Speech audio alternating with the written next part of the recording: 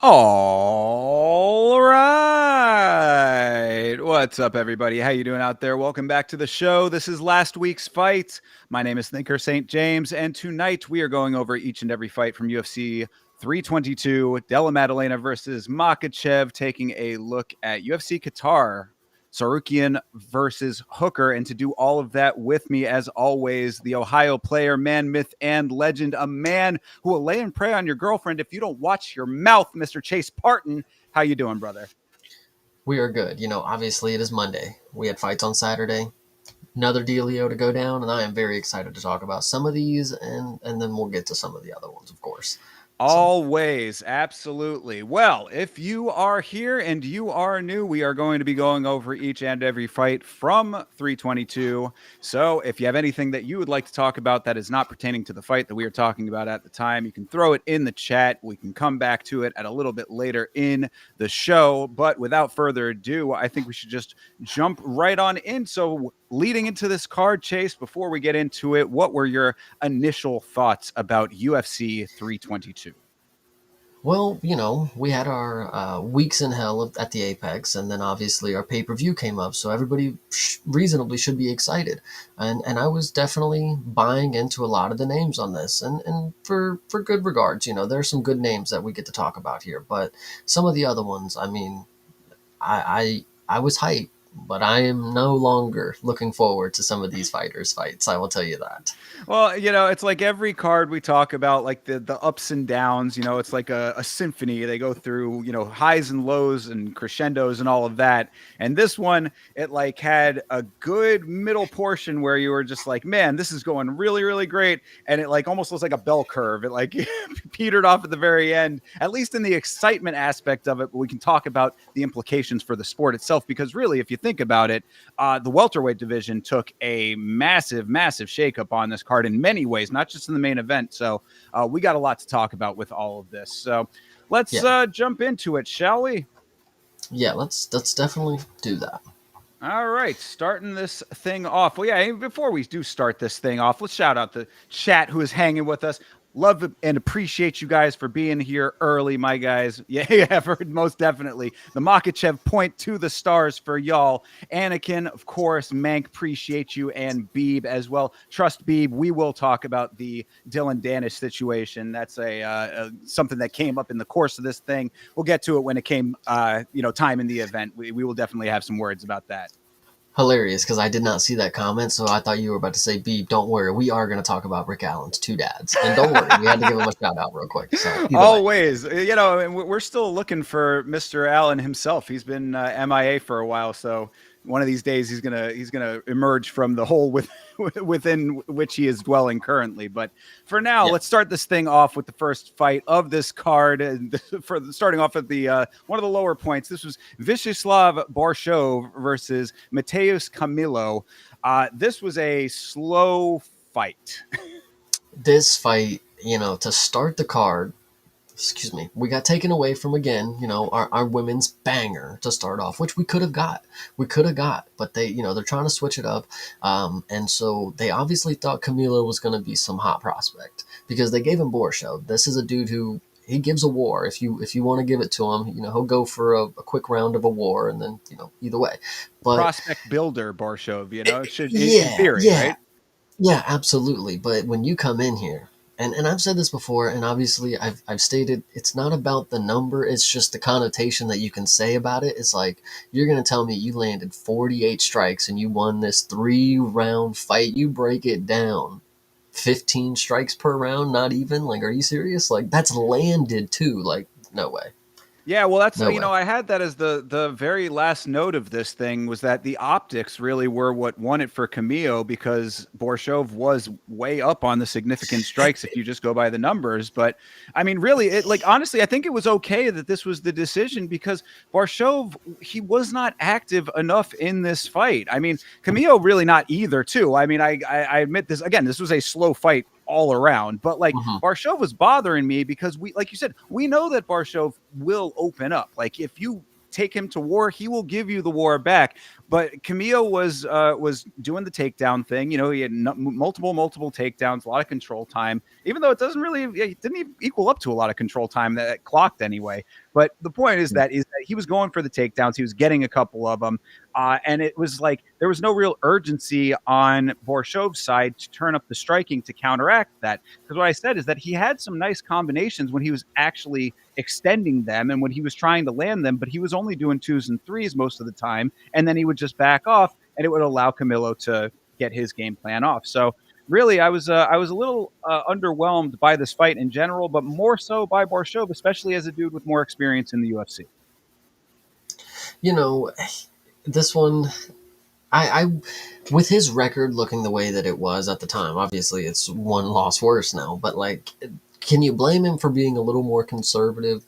No, I guess, but like that's the reason that he was, so dangerous, is that he kind of could, throw it all at the wall. And he's never really been one to win fights, obviously, we can see, but there was a time where I think he got that draw against somebody, and then they did that little meme dance, and then we had Nazim the Sadikov, Tom yeah. Nolan decision. Yeah, see, and then he went to decision with Tom Nolan, and he almost got finished in that, but he didn't. So this one, again, we got a 3-round boring fight that not really excited for Camilo after that. Borshow, I mean, we probably ain't gonna see him again, so it's more of an excitement factor. Like, holy shit, he's getting another fight. Like, I'm excited to see if that's even a possibility at this point. But Camilo, no, I don't even care. I could care less. Yeah. This definitely was not a big coming out party for Camilo if this was what it was supposed to be. I mean, you think about the fight with Chase Hooper and Vyacheslav Borshov, where Chase Hooper got a Mm-hmm. super nice bump off of that just because of how much damage he was able to inflict and really again the optics of it. It made him look really really good. Now Hooper has had mixed results thereafter, but Borshov is a good stepping off point if you make the fight that way. If that's the route that you take with the fight, Camilo going for the easy takedowns. Now, granted, they were easy takedowns. As I said after the first takedown, I was like, oh, this is going to be a problem for Borshov if he keeps letting this happen, because that first takedown was really just like an ankle pick and off to the ground we go kind of thing. So that ended up being a lot of what this fight was. No real urgency on either side, as I said, and Camilo ends up getting the nod, I guess, which is fine. I do think he won the fight, but it certainly was not an impressive fight and not one that inspired much in future enjoyment in your mind currently, I guess. Yeah, 100%. I actually shout out Anakin for this comment, and shout out Anakin in general, NCT ESPN. But of course, Borshow versus Jubilee at this point is very valid. I love to see it. Word, yes, absolutely. I couldn't agree more, honestly. And I think that if Anshul Julie comes in here and like puts on a show, then that would A, be the definite end of Borshov, and B, keep the Indian King in the equation. We need the Lion King around. So 100%. right on. So Yeah, I all don't right, think I have anything more to say about this fight. yeah, I was gonna say that's really about it. It was like what I had said on the watch along starting this thing off was that it's like if this is the beginning of the on paper greatest card of the year, then we were in for a little bit of trouble. But luckily, it starts to pick up a little bit thereafter. So yeah, we can move on from this underwhelming fight. Next, 100%. next up on here was Beisinger Susurkayev versus Eric Makhachev. Makhachev came out the gate hot for this fight. I thought he looked good at the beginning of this fight. He did look good, but I think it's partly because Sursakayev is just too lackadaisical in the cage, which we all know is going to be his downfall. The moment that it happens, we're going to be able to pinpoint it. There you go. That's exactly why he got chinned, is because he was doing that. He was thinking he's out there, floating like a butterfly, stinging like a bee type of deal. And for the first 3 rounds, for the first 2 rounds, I guess, he was not doing much of that. He was kind of, he was flowing well, but when it comes to defense, he just leaves his chin up there and he kind of just hopes for the best. If Makhachev was actually decent, he probably would have got something off. But I think Sursakayev, again, is at the point in his career where he's good enough where he can just float by some of these guys and kind of just meme them and, do spins and shit in the fucking cage. Even at the beginning of the fight, you saw he just sat up against the cage. It's like, good, like, are you there? When he got kneed or whatever, or he kneed him there was a low blow, I believe. He just went and sat against the cage. Like, I don't know. He has his own way about things, and I'll give it to him. He's entertaining. He's obviously a spectacle. And then, of course, coming out in the 3rd round, getting a knockout that was pretty fucking good. It wasn't I don't think I saw many people, at least my personal opinion, I didn't hear many people saying this was an early stop. But this dude was laying on the ground holding his head like he was done. So Oh yeah, no, this shout was out an shout out okay stop. Sursakayev, I guess. Yeah, yeah, absolutely. No, this was an okay stoppage as far as I was concerned. Yeah, there was there there were two nut shots in this one. The first one was Makhachev to Beisinger, which halted the action long enough for Joe Rogan to talk about the steel tie cup, which is mandatory conversation as always. So Yes. you got to check it off the list, and we got that. So thank God for that. And then yeah, there was the second one with Susurkayev kicking, or no, he punched Makhachev in the dick. That's what it was. Yes. He landed a blow that went straight downward, right on target. But Makhachev wanting to get right back into it. It was like, okay, I don't know if that was a good or a bad move, because immediately after that was when the knockout happened. You say that this guy is entertaining, and I know that a lot of people probably do feel that way. When this knockout happened, the only thing that I could say was that this guy is going to get caught one of these days. Like, it's like you said, he's right at this level. He's at the point where it's like these guys will allow this kind of behavior, and it's going to, and like, not allow it, but like he can get away with it. But like at some point, and I would say probably sooner than later, like there are going to be dudes who are not going to be playing around like this, or with this. I mean, like Makhachev, that's why I felt bad for Makhachev in this fight, because he really was like putting a lot of effort into the early round, and he won that first round pretty handily, I would say. But then that, the power of Susurkayev won out with striking thereafter. Plus that follow through on that shot was really nice. He put his whole body into that shot and went straight through Makhachev's cheekbone. So that was impressive. But like I said, I do think that like this kind of half smirking the entire fight, thinking that you're this much of hot shit, is going to bite this dude in the ass in a big way coming up sometime soon. And I would say that once like he starts getting closer to the rankings, like I don't even think it has to be a ranked guy, just closer to the rankings, I think that he's going to have a bit of a wake up call here. Yeah, at middleweight, we've seen the people at middleweight. Like, there's these hulking figures that are cutting massive amounts of weight to get down to this class. When you look at Sursakayev, and I don't know if you watched like the ceremonial weigh-ins, like this is after, he's good, he's rehydrated, he's ready to go. He doesn't have much muscular definition to him. Like, he's just a guy that kind of just shows up, which in theory, if he's gotten this far and that's all he's done, he must be pretty gifted. And the humbling experience should make him, elevate to the level where he needs to be once, he has to realize that like he can work really hard and be a lot better than these guys. But as of right now, I mean, I would love to see this dude hit the gym, I guess, like you're a pro athlete and you gotta get some benches in there or something, dude. The arms, man, but either way, at middleweight, a lot of hulking figures are going to be ahead of him that I don't think he's going to be able to chin like this. That's the Yeah. issue. You'd think that he'd be in better shape with the way that the conditioning of Hamzat is, right? I mean, this is Hamzat's boy. He made that funny little meme call out of Hamzat at the end of the fight, which I did get a little chuckle out of. I thought that was kind of cute. But yeah, I mean, I agree. It's like he's training partners with Hamzat, who is in ridiculous shape, at least was in his title fight recently. Yeah, you'd think the definition would be there, but I can agree. I mean, you see it even in the picture on screen right here. I mean, he's kind of a slightly. Hmm. Got a little pudge on him. Yeah, just average little guy, but that's cool. I appreciate him. He's fun. Minus 1500 gets the knockout in the third round. Probably should have been the first, but it is what it is. A knockout is a knockout.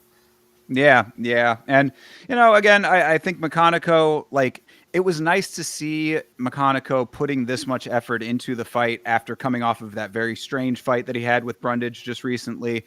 Both of them kind of looking a little bit sloppy in that one. It was an odd kind of roll around sort of fight, if I recall. So, Makhachev, like he's obviously trying, and it did look like he had like a decent game plan. I always appreciate fast starters, and he definitely was that. 2 rounds of taking it to him. I just, he got caught. So I got to see a little bit more out of Makhachev, maybe tighten up just a little bit. I actually remember when the fight started and we saw Jared Cannonier in his corner again. I Yes. forgot. I was thinking to myself, oh, I forgot that Jared like coaches this dude, and that became a big factor in his last fight. I thought he did really well at coaching Makhachev, and when I saw that, I said, this was a major mistake on my end for betting or thinking that Surzakayev should have an easy time with a coach like Jared in his corner. But unfortunately, Makhachev loses, so now Jared is just like 1-1 as a coach for what we've seen kind of deal, or a cornerman kind of deal. So it's Yeah, not yeah. really that threatening as, if he would have, if McConaughey would have came in here and won this fight, it's like, damn, Jared is really out here with these guys making some good game plans. But now that he loses, it's just like, oh, Jared's just in his corner. It's like everybody else. Like, why aren't you training for your own fight? I got to have the same criticism that I have for Sugar Sean when he's over here at the Contender Series fights, but he's over here getting subbed by Marab. Like, you just got to be able to weigh those things, I guess. Yeah, yeah, it's teammates, regardless of what they do in the cage, they can't necessarily transfer that to their other people on the team. Mm-hmm. The teammates don't necessarily get it exactly by osmosis. So it is what it is on that front. Yeah, back to the drawing board for McConaughey if he has that ability in him. Because, I mean, now he's on a 2-fight losing streak, or is this 3 now? Either way, I mean, Yeah, let me regardless. double check on that. They're correct. Yeah. But yeah, whatever the answer is, I mean, he's probably getting closer to the chopping block now, especially after a knockout like that. Right, 100%. Yeah, this one not too worried about it, and yeah, I know he beat Brundage by split decision. That's Oh, right. he That's won why I that was fight. saying, Yeah, yeah, yeah, right on. Fair enough. Yeah, yeah. So we'll see if he can keep it going. But this is obviously Susurkayev, the name to beat. Now he called out Bo Nickel, did he not? I think he did. Right.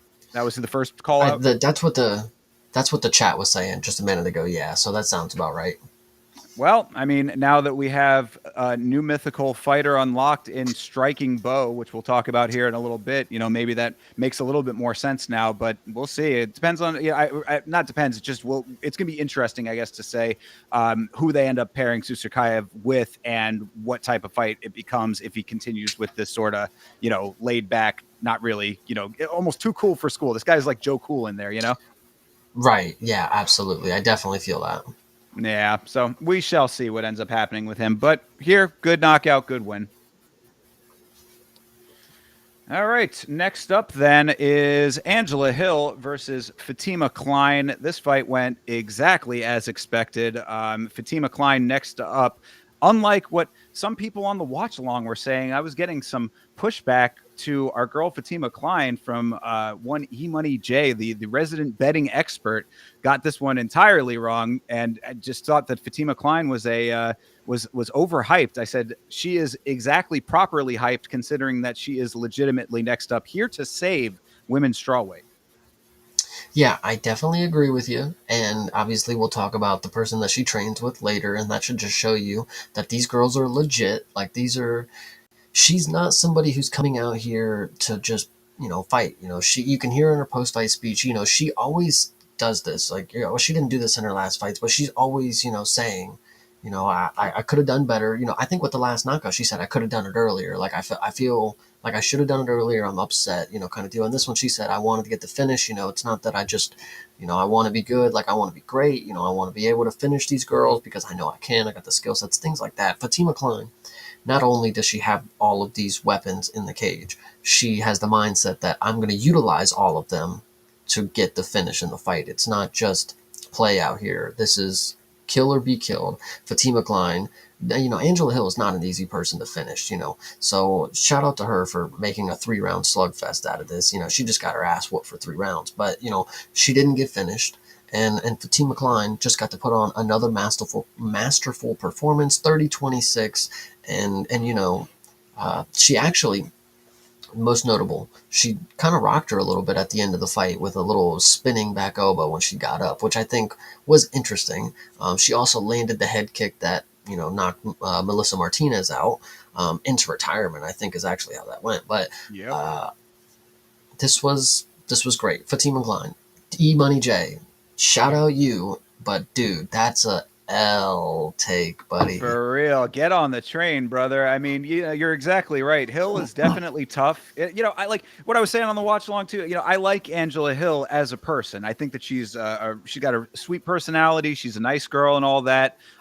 She can take a ton of damage. She's very tough, but there just was not a game plan for what Fatima Klein brings to the table because she's so well rounded. She starts off with the beautiful striking. If you want to go into the clinch, if that's what you think is going to save you from the range striking, she'll do anything she wants in the clinch as well. She'll take you down. She can stay in knee in the clinch. She uses her knees and kicks very well, in addition to the hand striking. So really, it's just the entire package here. And shout out to CTE who was on the watch along because he was saying like, he had a couple of what I thought was pretty valid criticisms of her striking, just saying that like she could probably manage the range a little bit better when she's kicking because there were a couple of times she was a little too close to get the kicks off properly. She could also go to the body a little bit more with her striking. And what I said is she's like 25 years old. I mean, like, if she is this good at 25, like the ceiling is exponentially high for her to just increase her skill set and sharpen the blade that much farther. And if she's already like right there beating veteran fighters now, and will continue to do that. I just think that she has such a good like raw talent base to start that you're only going to iterate on that and continue to get better. Like a future champion is absolutely applicable here. The thought that I instantly have when I think about Fatima Klein, especially in women's, straw weight, with who we just saw as the champion, of course, Fatima Klein is so good that like you guys better pray she don't lose because she will be better than what she is right now, and she's the type of person that's gonna get so much better. In defeat, she seems like she's gonna be just there's just nothing stopping her skill set. It seems like she's going to be able to elevate past what we see right now. And like you said, the age, if she don't run through everybody and get the belt, one little knockdown is only going to make her so much better against whoever's next. And like, that's just what's so good about somebody like Fatima Klein at 9-1, still showcasing that she's got that dog, she's got that skill, and she's got the hard work and dedication, and she's got the team to back it up too. I mean, New York, man. Like, what the fuck are we talking about right now? Like, these people are Serious. going crazy out here. So, Yeah, appreciate it. most definitely that. Absolutely. I mean, it's also like well, what you were saying about the loss. I mean, like I think that Hmm. really, if you track the career currently of Fatima Klein, coming in on that short notice fight with Jazz Devicius, losing that one, but that was up a weight again, short notice. Great loss to At take early on. elevation. And at elevation, exactly. All of those factors, great loss to take early. You know what I mean? For exactly the reasons that you're talking about. All of those things come into it to make her better. It's like, some fighters take a loss and they let it drag them down. Some fighters take a loss and they use it to elevate them and motivate them more. You see what you get out of Fatima Klein in loss, and like you said, you better hope it doesn't happen again. And what she saw just happen to Jasmine. I mean, what do you got to worry about? You just saw her get chinned, and you took her to a decision on short notice at elevation, upper class. What couldn't you do if you couldn't be the one to go out here and get this strawweight belt and then go beat Valentina? I know the timelines aren't going to match up for that, but if you wouldn't be the one, I don't know who is at this point, because the age, the weight, the ability to match up with somebody up a weight class as well, it all factors in. I think she's potential to do something really, really great. And she looks like and sounds like she wants great things in this sport. So shout out her. She's been doing this her whole life. Yeah, no, most definitely. Absolutely. And, the other big note that I had based on this fight that we just saw with Hill is that, not only the skill, but she is very, very strong for her size and her frame. Like, not just her height. I mean, 'cause she's not necessarily like super tall compared to the other fighters in the division. I mean, she's tall enough, she's not short, but like, she's not, she's not like noticeably larger that way. But she is very powerful for being as lean as she is. Like, Hmm. it shows in the clinch. She's able to muscle her opponents around. Angela Hill is usually the one that's able to do that. That's one of her better assets, is that if she's getting overwhelmed with striking, she'll clinch you up, try to get you to the ground. She can, try to just force you to the side, change the angle, try to get the odd angle trip and all that. Like, those are Angela Hill staples that she was not able to do. And because of that, you take away the range striking, the clinch is not working for you. Go to the ground, she'll have an answer there too. Angela Hill just had no possible method and route to victory here, and it's all because of Fatima Klein, and the power starts all of that off. So really, total package, as we've been saying. Yeah, I love Fatima Klein. Shout out her. I'm really happy. Again, these are going to be the people that, when it comes down to her fighting somebody else that I decently enjoy, these are going to be the reasons that I think back like, I gotta double down on Fatima Klein because this is what a an off performance is. Not necessarily off like she was performing bad, but this wasn't a finish, which is what we've come to expect from her. So you better expect better from her because if you think you're going to get a decision out of her and she's going for all these finishes in different ways, she'll take you down and she'll elbow you to death, or she'll head kick you, or she'll just get up and back spin fist you while she's just casually getting up out of a grounded position and just might drop you. Like, she's talented, man. Like, I don't know what to say. Yeah. Well, so, Beeb does bring up the age of Angela Hill. What are we thinking here? We've been saying for a little while that it's probably about time for Hill to hang it up. I mean, she didn't drop the gloves in this fight. We thinking that we're going to be seeing another fight out of her? You thinking that she's going to be cut? What's the trajectory looking like at this point? I actually think it begs a good question. When you watch something like this, do you think Dana and Hunter, whoever on the sideline that actually, write the checks, when they see that and they're like, oh, Angela Hill didn't put her gloves down. That's unfortunate because she's not going to be back in the UFC octagon. Do you think that thought crosses their mind like, ooh, you probably should have retired there because we're not going to extend your contract? Who knows what the situation is? Maybe she has more fights available, but sometimes the UFC, they have Dana has that opinion like, oh, Henry retired too early. He's an idiot. That's his own fault. Do you think he has the same sort of opinions when it comes to somebody who's carrying it out too long? Like, they should have retired because Damon Jackson. I mean, you should have just put the gloves down, brother, because you ain't coming back, kind of deal. Whatever you want to say. Yeah, I mean, I think that it's very much case by case, and someone like Angela Hill, who has given a lot to this organization. I mean, you can like or dislike like the checkerboard nature of the record and all that. I mean, like, trust I have plenty of feelings about the fact that she loses when she's supposed to win and vice versa. But she's been around for a very long time. She's always game. So I think that there's an element that plays in with that part of it. That's also probably why she's a good to the company in that regard. She does the desk analysis every once in a while. I think that they'll probably come to her behind the scenes and have the conversation like it's probably time to start thinking about what the next move is. If she says that she wants to keep going with fighting, then maybe they give her another one or two, they'll extend the contract a little bit longer, but I don't know how many fights left she has on the contract. Either way, though, there's probably some conversations that are happening to say, like, we need to start transitioning to whatever the next thing is going to be. So if you want to be on the desk, she could be out there like Meg O'Leary, she could be a roving reporter. There's a lot of options is what I'm saying for Angela Hill outside of active competition, but she has to be receptive to it, and that conversation just needs to take place. But other fighters, though, what you were outlining before, definitely they think about that. Yeah, for sure. I think you're cooking because she does have a pretty good personality. I wouldn't mind seeing her, doing some sort of position when it comes to the commentating or the desk analysis kind of deal. But uh, I definitely, there was another thought that I had about that. Damn. And that was a pretty good one, I think. But either way, Angela Hill, shout out her. She had a good career. Oh, do you think she's going to get, obviously her time is coming.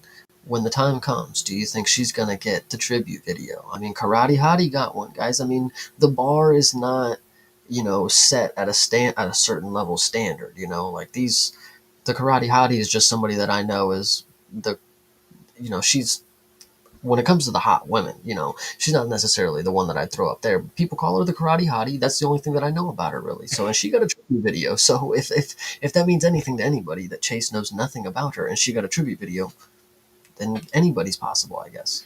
Yeah, I mean, I wouldn't even really be mad at it, honestly. Like, again, like, because in my opinion, at least when it comes to the tribute videos, it's not necessarily about how great you were. It's about how much you give to the sport. That's, again, this is just my personal opinion. Other Mm-hmm. people can feel differently about that, but yeah, in Give my to the estimation, promotion or give to the sport? well, I mean, that's that's what the promotion would feel. It's like, yeah, how much did you actually give to us specifically? But I would say to the sport. They would probably also say to the sport, but in the back of their mind say, yeah, to the promotion. But either way, I think Angela Hill fits the bill in both regards. So yeah, I wouldn't be mad at it if they gave her a nice little send off video and sent her on her way at this point. I think it is about time. We'll talk about somebody else coming up very soon who I also feel that same exact way about. So, yeah, if Angela Hill, wants to stick around for more fighting, I really don't think that that's a great idea at this point. But figure out what the next thing is and then just start slowly, making that happen. 100%. Yeah, I definitely agree with you. Shout out her though, long career. I love the comment. Low key, so much more of a dog than Anthony Smith. Kind of fair, kind of fair. Yeah, and so there you go. Then I think that tribute video has to be confirmed off of that, right? 100%, 100%. Pioneer wing, really.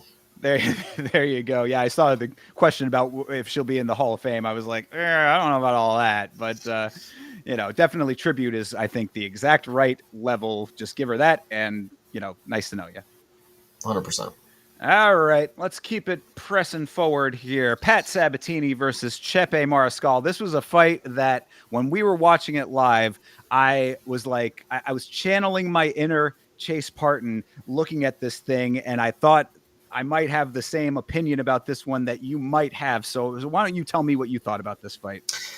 That's an interesting way to put it, and I'm very excited to see what that actually means to you. Because the way that I looked at this fight, I'm actively looking at the screen.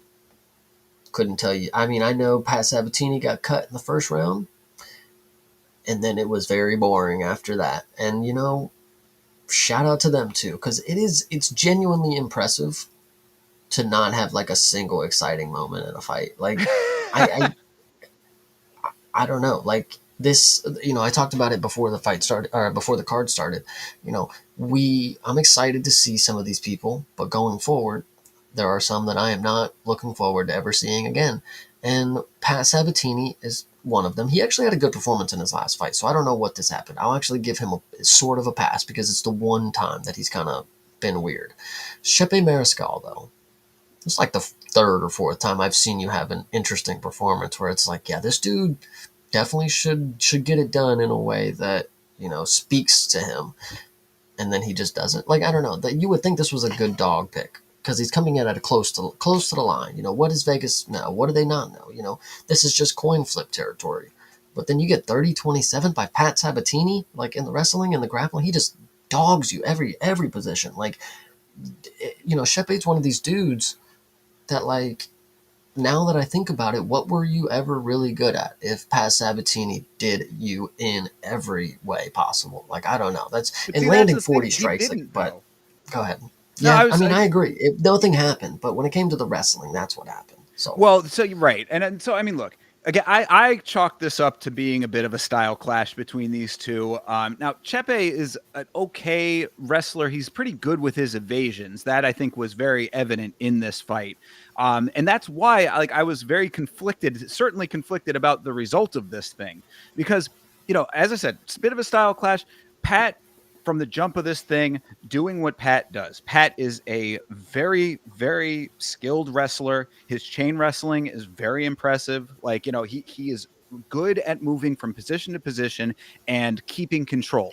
However, Chepe Mariscal was negating that. He was getting out of the positions. Pat never got him into a legitimate submission threat, as far as I can recall. I mean, there may be one or two times where he was like close-ish to locking something in, but never got it to the point where it was like, oh man, that could really be a finish right now. Like, he really is in danger. You know what I mean? Like, it was like there were a couple of times where it was getting close, but didn't get to that point. So it's like all of the damage that Chepe was doing round 3. Pat definitely won. Chepe was gassed out. That was a decisive round for Pat. Rounds 1 and 2, though, the head kick that opened Pat at the end of the round, when he just decided that the round was over too early for whatever reason, he just sort of like dismounted and like, I don't know if he thought that the horn sounded or whatever, but he just started walking away, and Chepe's like, all right, I'll just kick you in the head then. That was good. He had a cut by his eye that was bleeding out pretty well. I mean, like, it was like every time that Pat was initiating a sequence, Chepe was able to get out of it and landed more damage. So that's what I was saying about channeling my inner Chase here, because I was like, if the damage is there and the wrestling isn't working, then rounds 1 and 2 conceivably could have gone to Chepe. I like, it was a 30-27. Obviously, the judges didn't see it that way, but I was very conflicted. And when I saw that it was a 30-27 across the board, by the way, all 3 judges 30-27 this fight, I was like, this just seems very off to me. At least not one round, not that first round with the head kick. let me maybe say it in a way like this. Maybe we didn't necessarily watch the same fight because like I said, I'm looking at the screen, couldn't tell you anything that I remember being interesting. So that when I'm looking at it and I'm just like brain dead, just looking at the fight happening, but in my mind, I don't remember Shepe, other than the cut, the cut, like he cut him and then he was bleeding a lot. The head kick, I don't necessarily remember. I don't think that caused a cut, questionable. I don't know how to that one, but whatever. I digress. This one, when it comes to the not being able to do anything with the wrestling, it's because the striking is close. When you look at what was tallied right here, striking was close. Damage you can give it to Shepe, but Pat Sabatini had 10.5 minutes of control time with 7 takedowns out of 12. I mean that sounds pretty damn good to me, and that's what I remember seeing is Pat Sabatini just on top of Shepe, and but I don't know. I get what you're saying of why I should be on the other end of this spectrum because I normally would be, but maybe I just actually wasn't watching the fight. Like I'm literally looking at it, and it's just so mind numbing because Shepe is just. You guys talking about him being able to negate everything that Pat Sabatini was doing, brother. If all that you're able to do is negate and you're not offering anything back for him to negate, then he's only advancing the game plan on you. You're getting no game plan off except instinctual, I'm just stopping him from doing what he wants to do. But I'm telling you, In the my numbers opinion, don't. that's a yeah, go Yeah, ahead. just the numbers don't equal up to what the fight was. I think really this was another instance of the optics because I think that the problem is that the striking that was most effective was not big and explosive motions for Chepe because when the cut that cut the inside of the eye, that was like off of a short range elbow or something along those Mm-hmm. lines, like it was close range stuff. Pat he's sticky, he's all over you, like he's if he's not on the ground on your back, he's in your face in the clinch kind of thing. So Chepe had to get the shots where he could, and because it wasn't at range, it didn't like visually didn't equal up to the judges, but like the damage should have done that. And I want to highlight CTE's comment here, a little bit long, but it was basically saying that it's the inconsistency in the judging that I'm trying to highlight with this one, because we just saw in the Almeida versus Volkov fight that that they did tally the damage over the ineffective wrestling. So like that, I mean, all I'm saying is that if you are going to go one way or the other way and pick it is what I'm trying to get at. Cause like this seemed very much along those lines with what we ended up seeing out of the damage. Like we saw Pat wearing the damage. You look at them after the fight, Chepe was crystal clear. He was gassed. Sure. He was exhausted, but it was Pat who was wearing the damage. It looked like effective damage. I'm not even mad that Pat won the fight because the third round was completely his, and you could probably give at least one of those other rounds to him. If you go point by point, but like I'm telling you that there was more to this one than what these 30-27s would equal up to.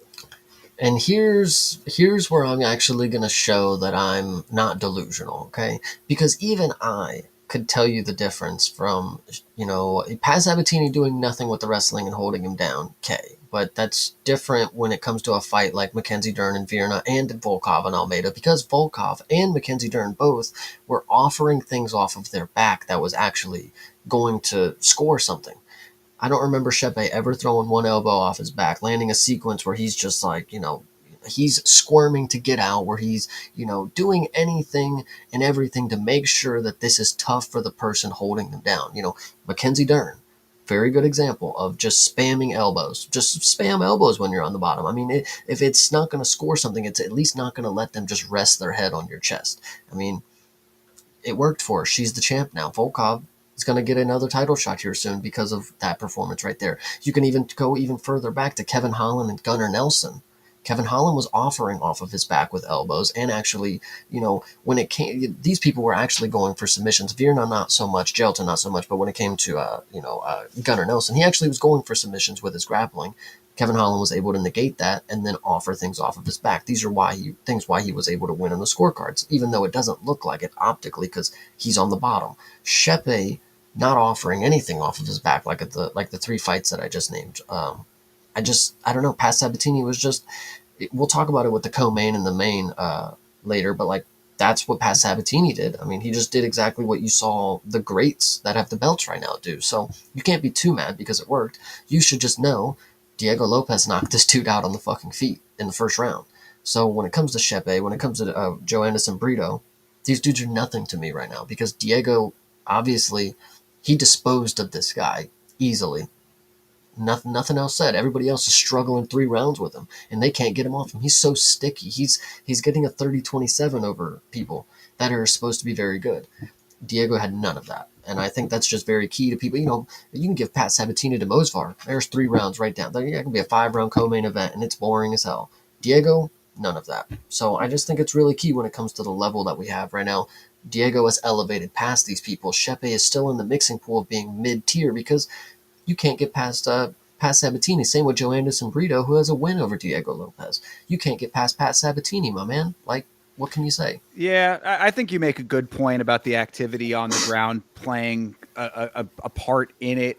I just remember a while back you saying that there should be like some type of scoring for evasions if you're able, like if you're able to get out of the position, does that not count for something? And that's what I felt like in this a little bit more. But Ten and a half minutes he wasn't getting out of it though. I mean, maybe if it was 7 minutes of control time and he stuffed 12 takedowns and he shot 20 times, like now I if could feel he that. yeah. So I don't know. I think if you add in a lot of different factors, I think it might make your case. But I think right here is just making the case for Shepe. It does him no fucking favors. This is not a good performance to even think that he should have skated by with. You shouldn't try to act like he won because it's only going to hurt him in the end. If he goes around thinking, well, I beat Pat Sabatini, mate, you just got 30-27 in a lot of people's eyes, and you're still not like a top ranked guy now because of that. Like it's just. I don't know, bro. Like when I think of featherweights, I think of a lot hotter prospects, and this dude is past the prospect era. He's just middling journeyman style, and I think that's just unfortunate for him. So, Well, there you go. I mean, I see that a lot of different opinions in the chat about it. So, based on the conversation, y'all can take away what you want to go away with from that. make But sure to like the proper stream of the people whose opinion you like the most. there you go. There you go. Absolutely. But yeah. So I mean, again, I'm not even really mad at Pat winning this fight. Pat is like again. I think that Pat really does deserve the praise on his wrestling, though. I mean, like his wrestling is top tier. He needs to elevate himself to being a finisher with it a little bit more definitively. I think he needs to get himself to that point where it's like if you're going to have that much control time that you transition that into an actual submission. Again, we will talk about the co-main and the main. But either way, though, I think that this was a good performance for Pat in the big picture. I just think that the 30-27s don't tell the full story. We had the conversation about it. You take away what you want to take away. 100%. Well, this next fight is a little bit more cut and dry here now, isn't it? Mr. Kyle Dawkins versus Gerald Meerschaert. As I had referenced earlier when we were talking about Angela Hill, there are some people who just don't know when it is time to hang it the fuck up. Gerald Meerschaert, for the love of God, for the love of all that is holy, Gerald, please retire, my man. Good Lord. Stop making, as a fan, as a person who has enjoyed your fights in the past, someone who has rooted for you as the main boss of the Apex, the ultimate top tier Apex predator of the Apex. You are no longer that. I don't want to see you go in there and get starched in 3 seconds anymore. This was a 50-second fight. You can't Yeah. have this anymore, my friend. Yeah, this one was really bad. I mean, what can you say? Kyle Dawkins proving us all wrong again. Actually, I mean, I took him for this one, but the last one, I'm not.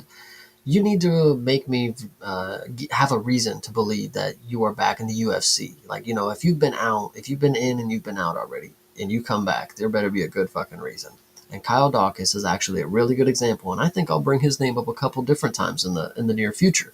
A good example of what using your second stint wisely could look like. And it's not like he can't choose all of this to happen. It's not like he was like, all right, I want to get back into the UFC and I'm going to knock everybody out. Maybe he thinks that, but it's not like he can, obviously make that happen. And here, he made that happen once again. This is the second time in a row that he came out here and finished his opponent in the first round using his second stint wisely. And please, Gerald Meerschaert, get up out of the UFC. I don't care if you want to continue fighting. Go do dirty boxing and get colded. Go do anything else. Real American freestyle. He needs to be somewhere where he cannot get punched anymore. Yeah, 37-21 is just like when you see stuff like that, it's genuinely crazy because people who are great, we talk about the longevity in the sport, how it's not very long. People who are great don't have long ass careers, but the people who are just mid level, they could just go on for ages. It looks like, Gerald Mearshart, Jim Miller. When it comes to that, Jim Miller obviously isn't getting starched like this. Hopefully, it doesn't have to happen that way. Gerald Mearshart, though, brother, Right. he landed zero punches. That's the difference, right? That's we were having this discussion about like what makes a journeyman, or like what would compel you to like leave the UFC of your own accord, try something else in a different promotion, et cetera, et cetera. And it's like, yeah, a guy like Jim Miller who can still be, it might be a little on again, off again. There are going to be guys that can beat him, of course, but it's like he will still go out there and have solid performances. He'll still jump Gilly and actually make it work. You know what I mean? That gives him the leverage and the value to stay around. These kinds of performances are where you got to draw the line at it. And what you were saying about Kyle Dawkins on the other side of the equation, he's following the Mason Jones example right now, and I'm loving it. It is fantastic. Exactly what you're saying. Coming back, getting better, sharpening your skills outside the organization to have a second stint that you can be proud of here and that you can build off of. I think you're seeing a prime example of two different angles of the line right now as far as Mm-hmm. Gerald Mearshart and Kyle Dawkins. Kyle Dawkins, continue to build off of what you're doing, because this is looking really good with the striking. I do worry once he starts getting into territory with guys that are not big, sloppy oaf kind of dudes, because his other knockout was Michelle Pereira. But we'll see what happens then. For right now, you can ride high on it. Gerald Mearshart on the other side, please. Just it's time, brother. The one thing I did also want to mention with this fight, though, and we talked a whole lot on this show about the recent scandal as far as fight fixing. I'm not accusing anyone of that in this fight, but I did think it was a little interesting here that so Dawkins drops Mearshart early, follows to the ground with strikes, then changes course to the Darce. It was like, this seems like something that Chase would pick up on. Like, bro, you were about to finish him with your hands, and then all of a sudden just sunk in the Darce for what reason exactly? I mean, it didn't seem like there was one. Yeah, so people be out there getting paid, man. You always got to keep a look at those lines where it's like plus 1,200 for somebody like Bruno Fajeda to get a submission, plus 1,200. He goes out here and gets his first ever submission in mixed martial artists 2 fights ago, and actually gets two in a row. So that should just tell you something. Like this sport, it just doesn't exist. It just doesn't exist sometimes. So Yeah. So I mean, like I said, I'm not actually accusing anyone of anything. I just thought it was kind of funny. It was also, allegedly, oh yeah, exactly. Well, I'm not accusing anyone of anything until actual word comes out, and then it's like, oh, well, we had the conversation, didn't we? yeah. But then the only other thing about this fight, and then we can move on because there's really nothing to talk about. This was an instant knockout. But the only other thing was, it was kind of funny when Herb Dawkins sinks the Darce in. Herb goes to check Gerald's arm. He's completely with it. He's not limp at all. And then after Herb checks the arm, he immediately taps. I remember thinking like that was kind of that was shady business right there. That's where it came to me thinking it was shady. I remember that now because yeah, he had his arm and Herb lifted his arm and then he like pulled it back and I was like, wait, did he tap or did he like yank his arm back? I was like, that was a little fishy right there. I don't Yeah, know. well, we've seen that exact scenario with Keith Peterson before, where he Mhm. literally pulled the dude's arm back. The arm was stiffed up, and then it bounced back and he thought it was a tap. This didn't look exactly like that. He just kind of like shook it real quick, and then his arm was sort of like on it, and he just sort of like went like, you know what I mean? Like, I thought it was So okay. It wasn't. It was not questionable to me. It was just a funny thing that happened, but still, the only other really interesting thing in this fight, I guess you could say. I think Beeb is actually cooking the CJI event for Gerald Mearshart would be really cool. Very much so. Absolutely. Something again, somewhere where Gerald does not have to worry about getting punched in the face. He's still a great wrestler. He can still, he can still do great things. It's just not in this level of competition. And then as far as who Dawkins goes up against, I mean, it's going to be like I think that right now you're jumping him over a lot of the middle of middleweight, but I don't think that it necessarily means he should be getting ranked guys just yet either. So whoever is right there at the, like right underneath that is kind of what I would think would be appropriate right now. Yeah, Kyle Dawkins at middleweight. We talked about this with Sir Sakayev. I mean, they're just hulking figures at middleweight. These are massive dudes who cut a lot of weight and they pack a big punch and they're very nimble for their size. Kyle Dawkins, I mean, this dude, he may as well be a heavyweight. Like, he's just kind of, he just slugs around. Like, obviously he hasn't been in much of a fight that I can tell you, but from what I see, doesn't look like the most nimble guy. Doesn't look very evasive. Doesn't look like he's going to hit you with a bunch of head movement. So when we have somebody who just bum rushes him and rugby tackles him, I'm going to be curious to see what happens then, because the on the feet he looks fine. It looks very technical. It looks powerful enough. I mean, you're dropping Gerald Mearshart here. It's not changing the world, but Right. the grappling I think is where it'll get interesting, because after the grappling, when he gets back to the feet, is he still going to be able to put the pressure and actually finish people, or is he going to just be scared because he's going to worry about the shots coming? I don't know. Is Kyle Dawkins a good wrestler? Chat, let me know. Yeah, fair enough. Speaking of the chat, shout out to Farouk Ahmed coming in from India. Love to India, my man. Appreciate Hell you. yeah. All right, moving on into the prelims proper here. This one was a heartbreaker to a lot of us, but this was Malcolm Wellmaker versus the newcomer Ethan Ewing. How about this Ethan Ewing guy? We were talking about it on the Friday show. If you guys are not coming around to the Friday shows, you are missing out on some quality entertainment, by the way. Come around for the Friday free-for-alls with myself and Chase. Sometimes we'll have a guest on there as well. But we were talking a little bit about Ethan Ewing stepping in on short notice, very short notice, 48 hours notice to be exact. Also up a weight. He is the bantamweight champion, or now was the bantamweight champion of the A1 promotion, which is Uriah Faber's promotion out there in California. He was coming off of a fight where he got a knockout win 8 days before this fight. So Mm-hmm. this dude was coming in hot off of all of that. And what a performance for this guy on his debut on short notice in the UFC on the big stage at Madison Square Garden. I actually, to start, I want to say people were wondering why this did not get fight of the night. I don't necessarily think this was a barn burner of a fight. It was a good fight. This is not something that I would hold in high regard as like, man, Ethan Ewing, Malcolm Wellmaker. That was one of the greatest fights ever. Nothing like that. But it was a very solid performance from Ethan Ewing and Malcolm. I thought it was a lot closer than the judges were probably going to give it. Like at the time, I'm like, yeah, I mean, you can't argue that Malcolm is going to win these. But it's close enough where, like, if you watched, that like this isn't a fraud check. Ethan Ewing, if he comes out here and gets chinned in his next two fights, okay, legitimate fraud check that Malcolm Wellmaker could not be the one to do it out of all these other people. But if I don't see that happening for Ethan, I definitely see him probably going back down to his natural weight, which is unfortunate that Malcolm couldn't knock somebody out that was a weight up.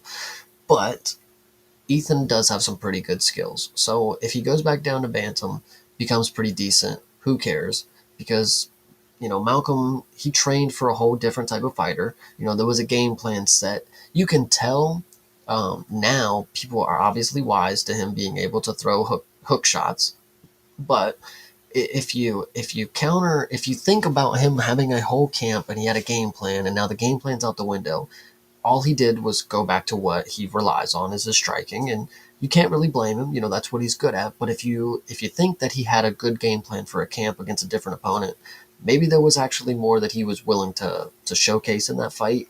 Maybe there was more to the skill set that we still haven't seen because he's waiting for the proper opponent that has like some wrestling or something. I don't know. I don't know what it is, but the game plan was out the door. He tried to rely on his striking. It got him 3 rounds. They weren't necessarily you know, uh, rounds that were heavily favored for Ethan, but he was doing just enough advancing and pushing Malcolm back that the striking was close. He was winning, and he got a couple takedowns. That's all you really needed to seal the deal, unfortunately. Well, I mean, I think that this was a little bit better than maybe you're making it out. I know that you said that it's a good fight. I think that people thought that if there was going to be a fight of the night awarded, it should be this one. I'm okay with it not being if they did not give one out, period. But I do think that this was the best competition of the evening as far as like two dudes both somewhat even in the skills going at it and actually going for it. They both put a lot out in this fight. I think that you're definitely right about the game planning. That would be my best estimation as to why Malcolm didn't perform as well as maybe it was anticipated here, is because I think that Malcolm has a little bit too much reliance on the one shot knockout power.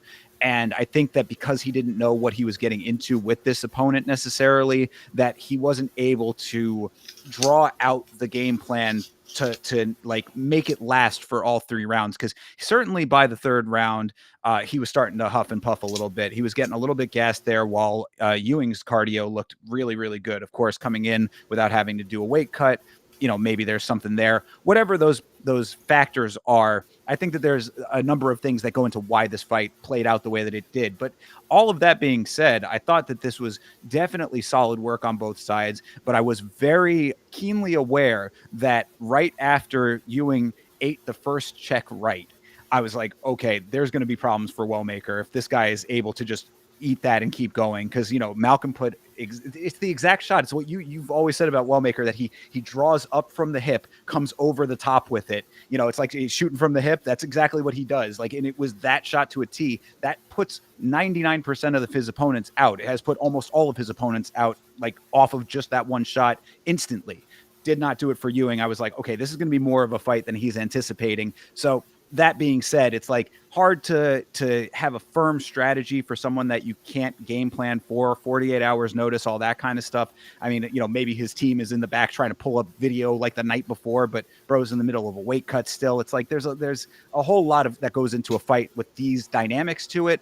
All of those things being said, I thought that Ewing looked really, really good. I actually was agreeing with Joe Rogan. Joe Rogan was glazing the hell out of this guy on commentary. I was agreeing with a lot of his takes. I said that, he's moving well. His power looked really good. His cardio looked really good. There really were not a lot of like major flaws that I saw compared to what Malcolm was doing. And I think that he like, again, I don't know all of why it happened that way, but for what you got out of this, Ewan had Malcolm on the back foot a lot in this fight, a whole hell of a lot. Yeah, shout out to Beeb for disagreeing. Can't always accept and can't always be right, but I do kind of agree. 48 hours. I mean, it's not fraud check, but it's fraud check territory, and I think it's because I'm biased towards Malcolm Wellmaker that I'm trying to give him a little more leeway.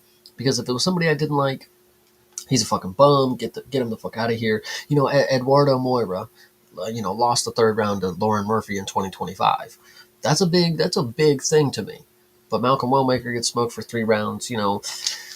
I guess if I want to hold him to the standard that he needs to be held for him to get better, this is a pretty bad loss. You should think that I'm a UFC fighter and I just let somebody who's a non-UFC fighter walk into my home, whatever you want to say, and get it done. Some definitely questions need to be asked. I mean, especially with your age, what's going to be the better route to take? Like, are we going to try to, take some time off and work on some things? Or are we just going to jump back in here because we don't have, I'm 32 or whatever it is. It's not like I have the longest career ahead of me. Taking a loss now, it's a humbling experience, but it's not like it's not like you're 26 where you got till, at 29, you can come back and try to be better. You got to really hone in on what's going on right now, Malcolm. So it sucks that you lost. I'm not gonna lie. Yeah, and to that point, I think that again, I don't want to put the necessary blame on any one thing with this, but after the first round, the big note that I had was that when round 2 started, especially also considering now in hindsight that Wellmaker was going to end up gassing a little bit towards the end of this fight. Round 2, whether it was coming from the corner or from he himself, there should have been more of an awareness that the game planning needed to change.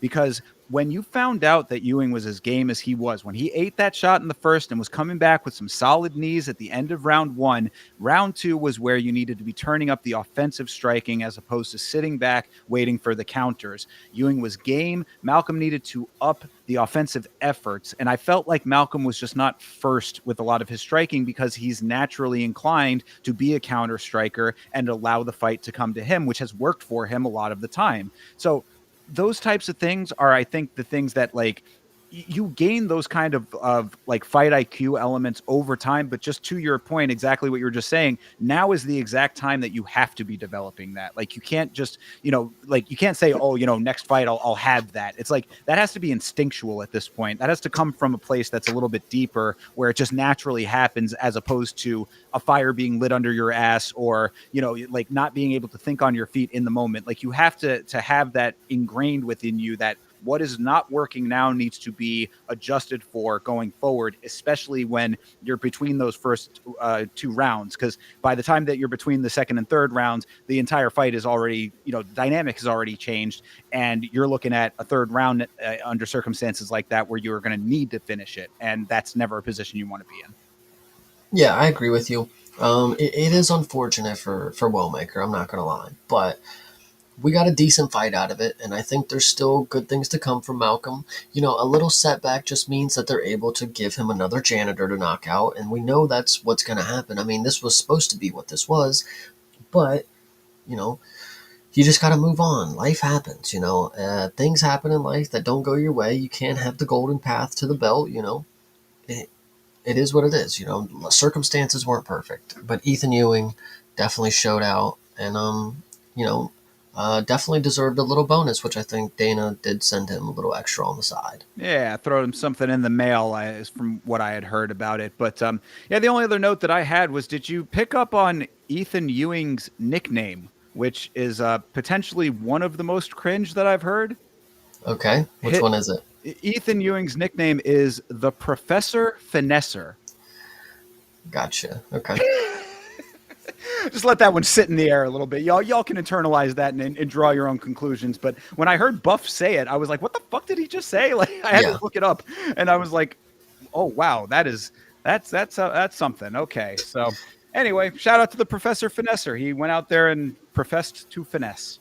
I'll actually answer Beep's question real quick because I don't really know because it is hard to gauge. Yes, he did come in on short notice and beat somebody who has multiple wins in the UFC, but you know, you gotta be able to give him some sort of can. Like you can't really throw him into somebody that's depending on what weight he goes to. If he stays at featherweight, doubt it because he didn't make featherweight. Like he was just catch weight like 140 whatever. I don't know why it says featherweight because I'm pretty sure it was catch weight. But if he goes back down to bantamweight. Which presumably, because these both are bantamweights. Now that I say it out loud, that's pretty stupid. But either way, what are the opportunities for him? I wouldn't say anybody close to the rankings yet. You got to give him. You got to give him just another contender series guy. Just I don't know. Just match him up with somebody else because that's what Malcolm is, anyways. I mean, he's not somebody that's elevated past that level.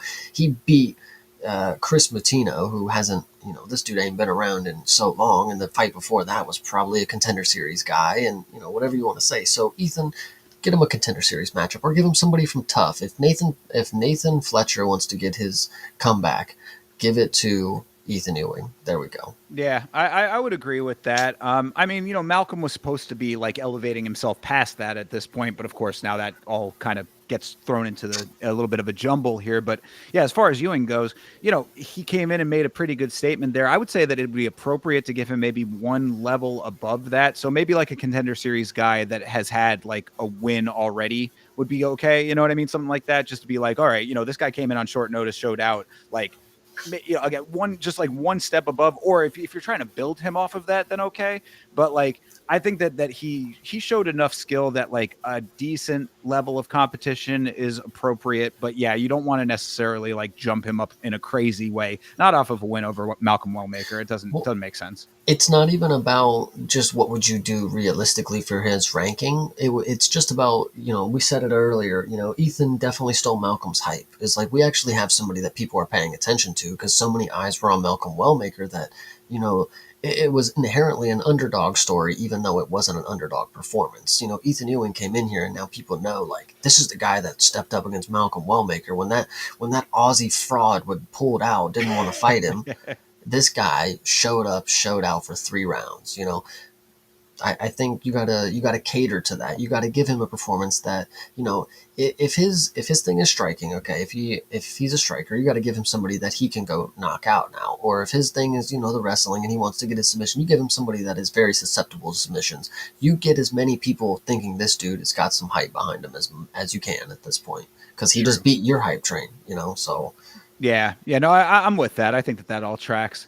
And yeah, shout out to Cody Haddon. Hope your foot heals up, buddy. Yeah, dude. Hope your foot is feeling very good, very good. Oh man, walking around on that Australian boot right now. Yikes. All right. Anyway, let's keep it moving here. Aaron Blanchfield fought Tracy Cortez on this card. What'd you think of Aaron Blanchfield, my man? I I think this went just about, I don't know if you would agree, but I think I said exactly what I thought was going to happen, and I think close to what happened was good. I would say Tracy, her striking was a lot better than what I thought. In this first round, I was very concerned. Like, wow, Aaron's striking is like levels behind where it should be right now.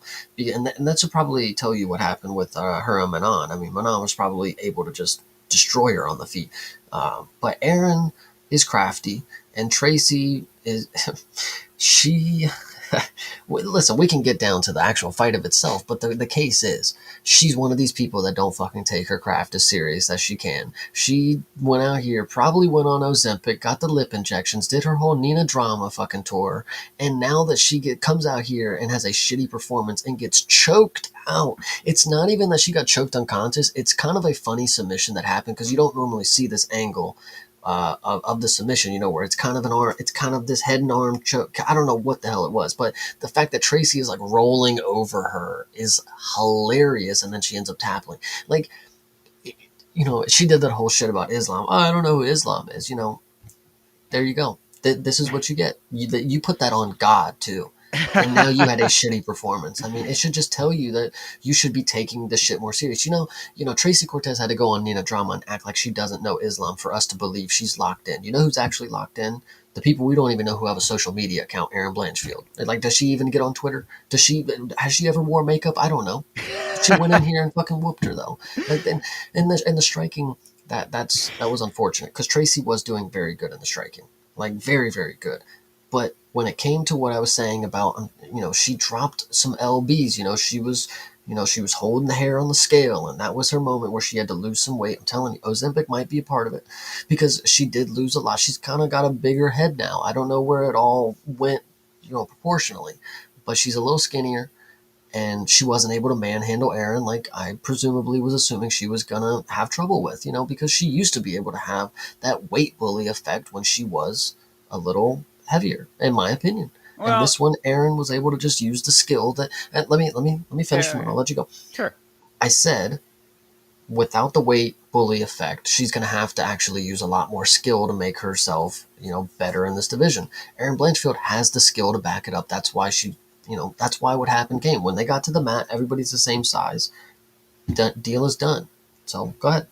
All right. I mean, I didn't necessarily see exactly what you were talking about this like massive physique change of Tracy, though. It still seemed like she Dude. had the power in the legs. She still had the lower body that, looked about right for what she was working with before. I'd have to see a side by side comparison to like really understand exactly where you're seeing what you were seeing with that. But really, I mean, my notes are all pretty much the same, though. I thought that Tracy's striking is decent. She was landing some good shots in the first round. I was very concerned about Aaron choosing to stand with Tracy for so long because I was like, not only was the striking pretty decently powerful, not like, she's not have knockout power, of course, but she had pretty good accuracy. And what I would say too is that like Aaron she needs to raise to that occasion. Like it's we all know that some fighters have their strengths and they have the things that make them great. Aaron's primary bread and butter is going to be her wrestling and her grappling. That is an understood fact. But if you are going because if I don't know whether it was DC's his hypothesis or if it was something else. But DC had said on commentary, he was like, she might be trying to let her tire herself out, punch herself out a little bit, and then she's going to start wrestling in the second. Whether it was that or if she just decided to turn it up in the second with the wrestling, whatever that was. If you are going to stand there with her and strike with her, then you need to be able to do that. Like you need to be able to do that effectively and not just get touched up the entire round, which is exactly what happened. Tracy took round one handily because of the 0 takedown attempts attempted by Aaron. So, I mean, Mhm. like she switches the path up and then it ends up working out very well in her favor as expected. But that was my big takeaway is that, yes, this was a very fine performance in the big picture for Aaron. And really also, it's like Tracy started kind of screwing herself when she went for the takedown in the second. And like, she kind of like took herself down almost, it was one of those types of deals. Like Aaron just sort of went with the motion and, stayed with the clinch, like stood up into the clinch kind of situation. So like Tracy sort of like allowed Aaron to get her game plan off and then Aaron like snapped into gear with it. But like, you shouldn't have to have that happen. And if you're going to stand and trade, then you have to be able to stand and trade. It just sucks because you like Tracy Cortez. Obviously she's a pretty woman. She's not a bad fighter, and she's decently entertaining at what she does. But when it comes to skill for skill, it feels good when you can set everything aside and you can look at two fighters on paper and just because you like Tracy Cortez. I mean, I like Aaron Blanchfield as well, but putting it all aside and just doing a very unbiased assessment and it working out, especially like this. I again, Tracy Cortez had a lot better striking than I was going to assume she would have on Aaron. That was something that I did not expect. But expecting Aaron Blanchfield to get it to the mat and submit Tracy Cortez, I mean, it, it's about as easy as it seemed. And Aaron Blanchfield, she's the one that did it, and I'm pretty happy about the pick. That's all that I really got to say. I don't know. Yeah. And I mean, really, just to reiterate what you had said, it was kind of an interesting finish because it was like Tracy tries to get up, like she was kind of on all fours ish a little bit. She's trying to stand up. Aaron jumps on her side almost, like she kind of like was trying to get to the back, but she sort of was like on the side of her, gets the arms around the neck, and then Tracy sort of falls into the odd angle RNC. It's like it was, she sort of like not allowed it to happen, but like it was like, we'd say the handshake agreement. I don't think that she was necessarily consciously doing that, but it was like in the moment, like, I'm going to take you down and you're going to come with me. You know what I mean? Well, and then, that's the thing that I kind of said about it too. And I'm not trying to say that Tracy, listen, when it comes to these betting investigations at Cash Patel, I am not insinuating anything. But for as hard as you would think that Tracy was working, for as much as she wanted you to believe it, she got caught really easily, and she was tapping a little early. She could have.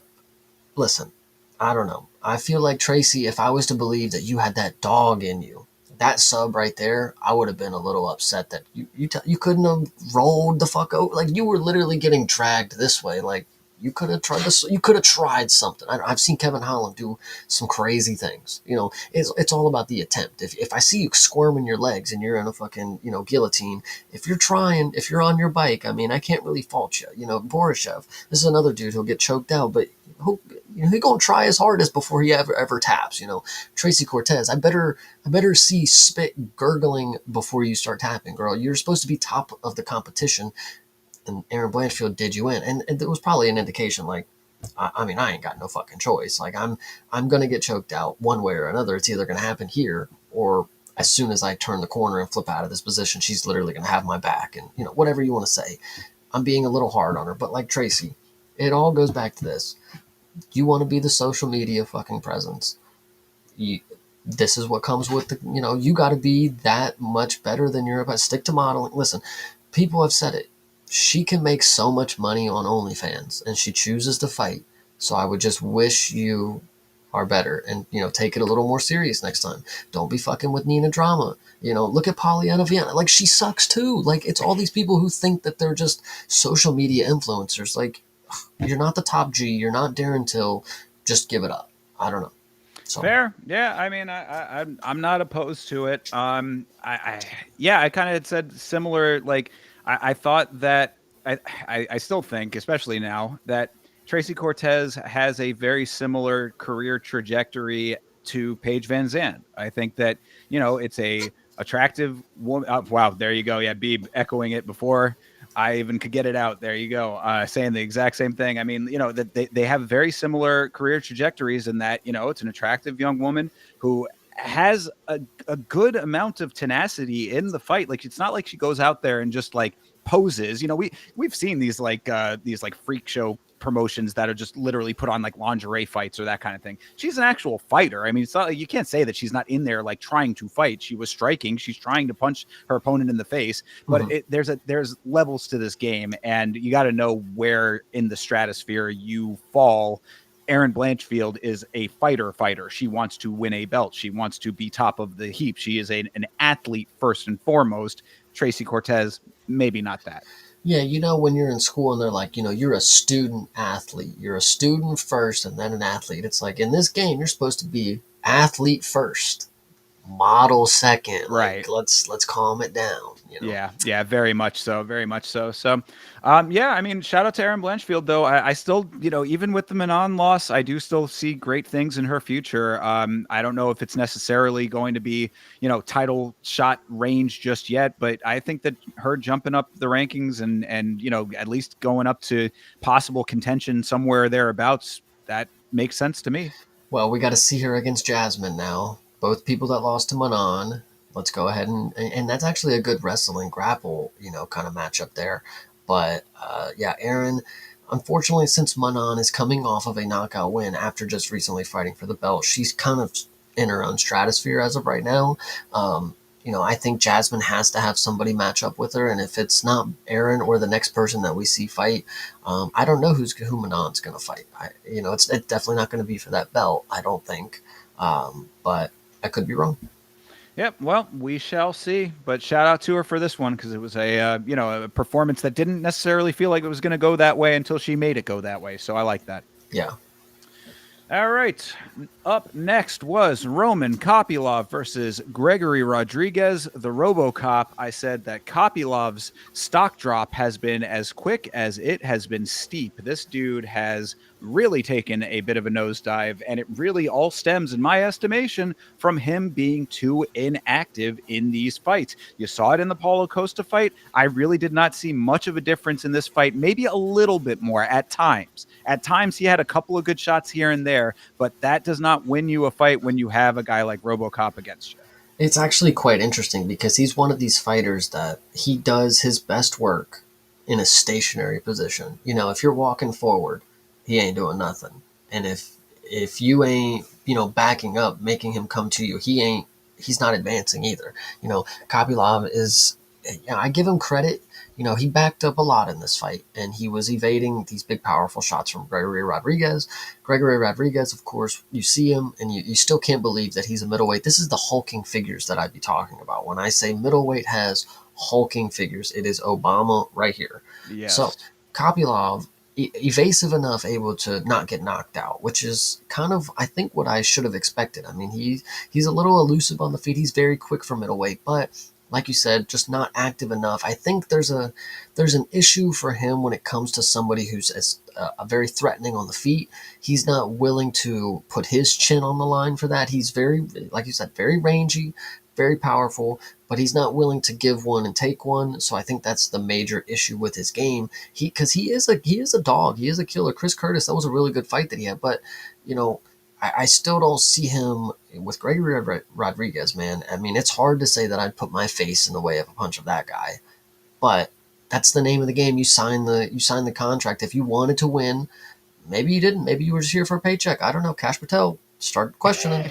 But if you were genuinely wanting to win this fight, you would have had to understand that that's the risk that I needed to take. I got to step in there and just destroy this dude, because even with Kopylov's style for being rangy and evasive and on the outside, he didn't even rack up points like a normal point striker could do on the outside. So he just did nothing. Like, that's just unfortunate. And that's kind of my point, though, is that it's like I don't think there's a human being on the planet that wants to go toe to toe with RoboCop. You know what I mean? Like, that's just, a non-starter for, 99% of the planet. Trying to take a punch from that guy is a death sentence. But that plays into the style that he has, trying to be crafty and evasive. But if you are going to play that game, or if you know that that's what is necessary, then you have to up the volume by 3 times what he was doing. Where's the kick spam? You know what I'm saying? I should be seeing you throwing kicks at all angles. Start with the low kicks to soften them up, get to the body, try to go to the head. All 3 of the ranges. I should be seeing the kick stats going up and down all over the that side of the stats. But what you see is a lot of outside movement, and then when it was at close range, it ended up being a lot of times it would be RoboCop initiating the clinch, which was a little bit strange. And RoboCop was going for a couple of takedown attempts in this that seemed odd. I don't really know why that was part of the game plan. It didn't odd. Cash Patel, question him too. We're seeing all kinds of weird anomalies, but either way, regardless of what the reasoning was, like, one of the few times that Kopylov did have success was when RoboCop overcommitted to one of those early takedowns. I think that was in the first round when Kopylov used it to trip RoboCop, and then he ended up dead bugging on the ground for a while. I was like, that was terrible optics. But really, in the big picture, I think that RoboCop had like kind of in a backwards way an okay cardio strategy, because we do know that RoboCop gasses a little bit towards the end. He looked pretty okay through all 3 rounds of this, so maybe him regenning on the ground was part of the strat. I don't know. All I know is that there are times like that where Kopylov could have picked up on the advantages where they presented themselves, and he did not do it. Yeah, this one, Kopylov at the end of his fight with Chris Curtis, he had the translator say, "My left leg feeds my family." Brother, where was that left leg in this fight? You didn't feed no family with it, I don't think. And if you look at the chart on ESPN right here, look like you had a good deal of ass whooping on you with this red all over your fucking body. But For real. it wasn't that bad. It was just an unfortunate performance for somebody I've seen good fights out of. I've seen him dog some people out. I've seen him go to war. It's unfortunate that Gregory Rodriguez, I feel we got slighted out of a performance out of these guys. Like if these were any two other people that they were fighting, we probably would have had bangers.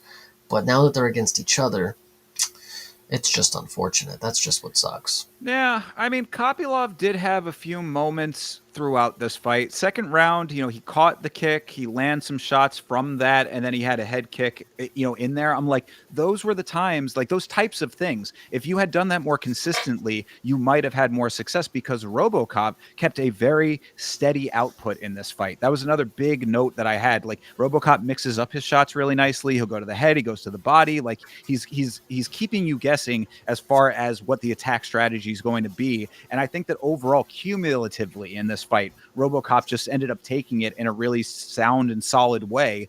There was one time also that Kopylov did sting RoboCop in the 3rd round, but like it was kind of funny because like he sort of just like it was almost like the RoboCop aspect of him like had a little bit of like a short in it real quick, because he just sort of jiggled for a second and then just like snapped back to and was right back to work. But again, it's like those few and far between moments did not equal up to a full on performance compared to what RoboCop was doing. So good win for him, I would say. I think the last thing that I want to know, it's just because every time I hear it, it's like really cool to think about that some people have titles like this. When people are out there and they're doctors and they're knighted and His Holiness.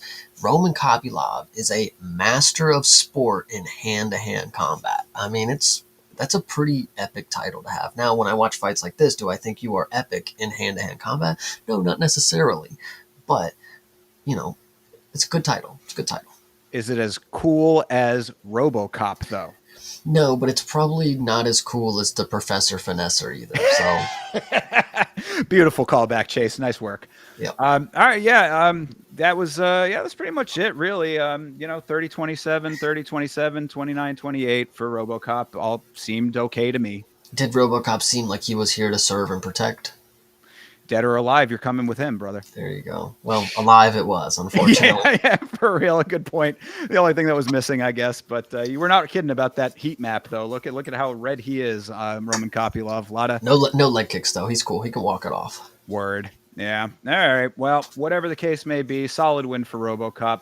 Let's move it on to another solid win over here. An unexpectedly solid win, in my estimation. This was Bo Nickel versus Rodolfo Vieira.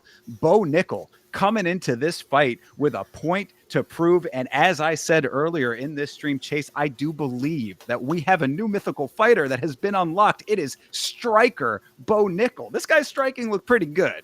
It looked.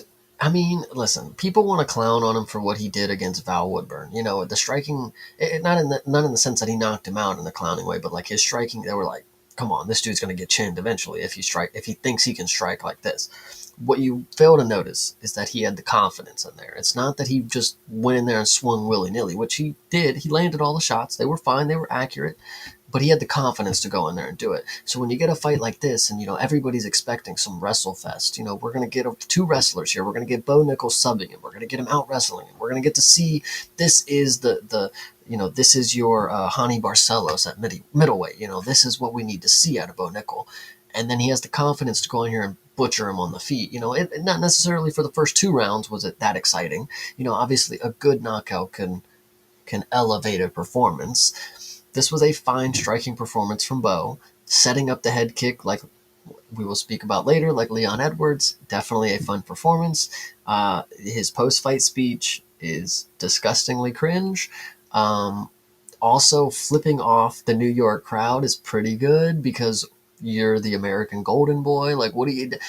Very funny. Just a lot of stuff happening here. I wish he would have done the Donald Trump golf swing again, though. I kind of like that emote, but True, true. Yeah, no, I mean, I was pretty impressed with Bo throughout all of this. I thought the striking was solid throughout most of it. Really, I think the other bigger note for me, if you recall, I had picked Adolfo Vieira to win this fight. This was possibly the worst that we've ever seen Vieira look. He looked atrocious in this fight. Like I said, looked as all of if he was paid off cash. I'm just I saying. mean, all of these investigations are going to start adding up real quick. They better having a bunch of people over there at the FBI working on this. But You yeah, know, no, actually, not to interrupt you, yeah, but just sure. because I think it's a fun point to bring up, do you think there's an open request? They're like, what fights do you think have been written? Like, submit a form here. If there's just thousands of fights, they're like, check in on this. You need to do your job efficiently. You have to watch this fight, and we just send them all bangers. Like, I mean, hell no, because if they did that, then they would be inundated with every fight ever from. I mean, they would literally they could go back into the records of this show and just listen back through all of our analysis and just pick out all of them. You know, I mean, true, so 100%.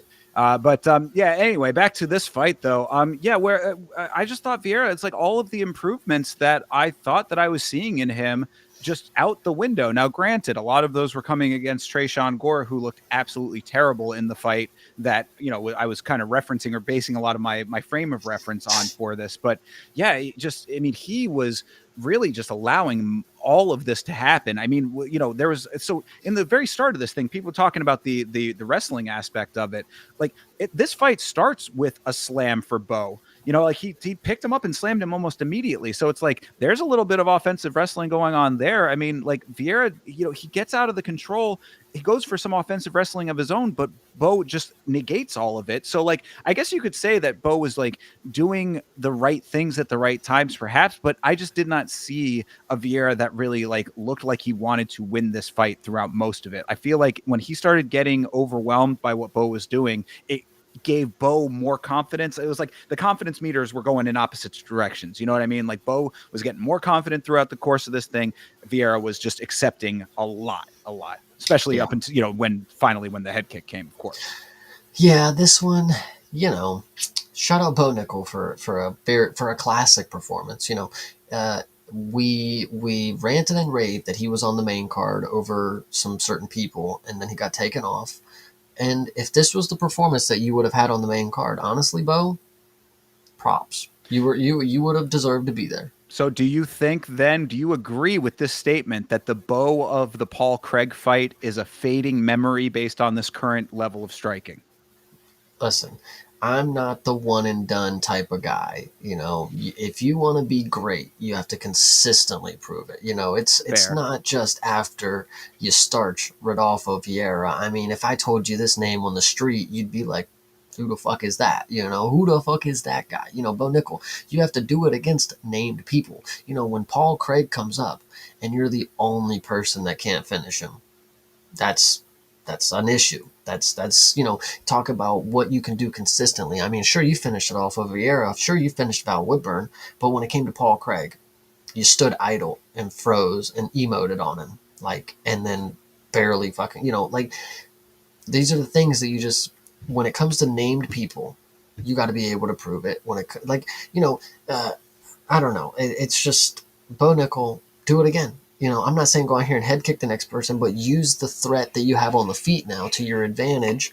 Go back to the wrestling if that's what you want to do, because if you stay on the feet, brother, I mean, we're in middleweight. Again, hulking figures that are very fast and have good power and good accuracy. I mean, Paulo Costa on the feet probably does nasty things to you.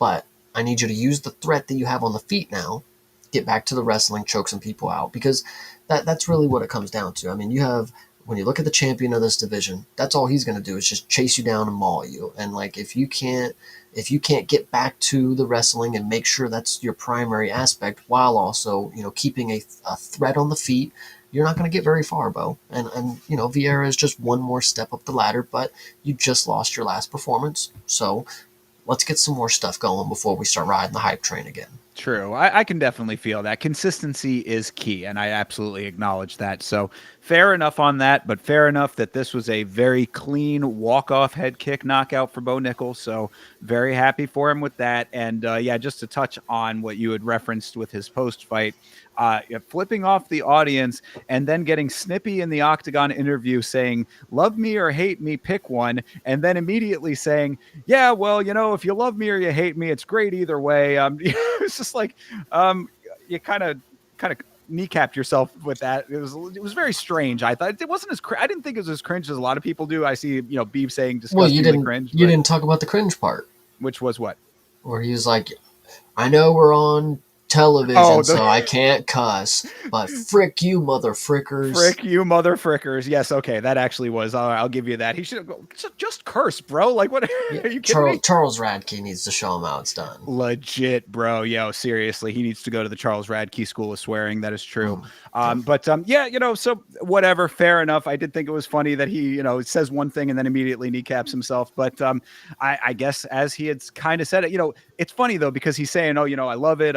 I love it either way. I love the job, et cetera, et cetera." But that Bo Nickel is very susceptible to the conversation, and that is one thing I feel is concerning about him is that he's one of these guys. But Bo, get off the internet, brother. Seriously, just put your phone down, dude. Don't listen to this shit. Because like, if you start going down this road, you saw what happened to Ian Gary. Ian Gary is only now rebuilding himself after the shitstorm that he was in because he was on his phone too much and his girl was on her phone too much. We lost Chase. I don't know where he went. Oh, here's Chase.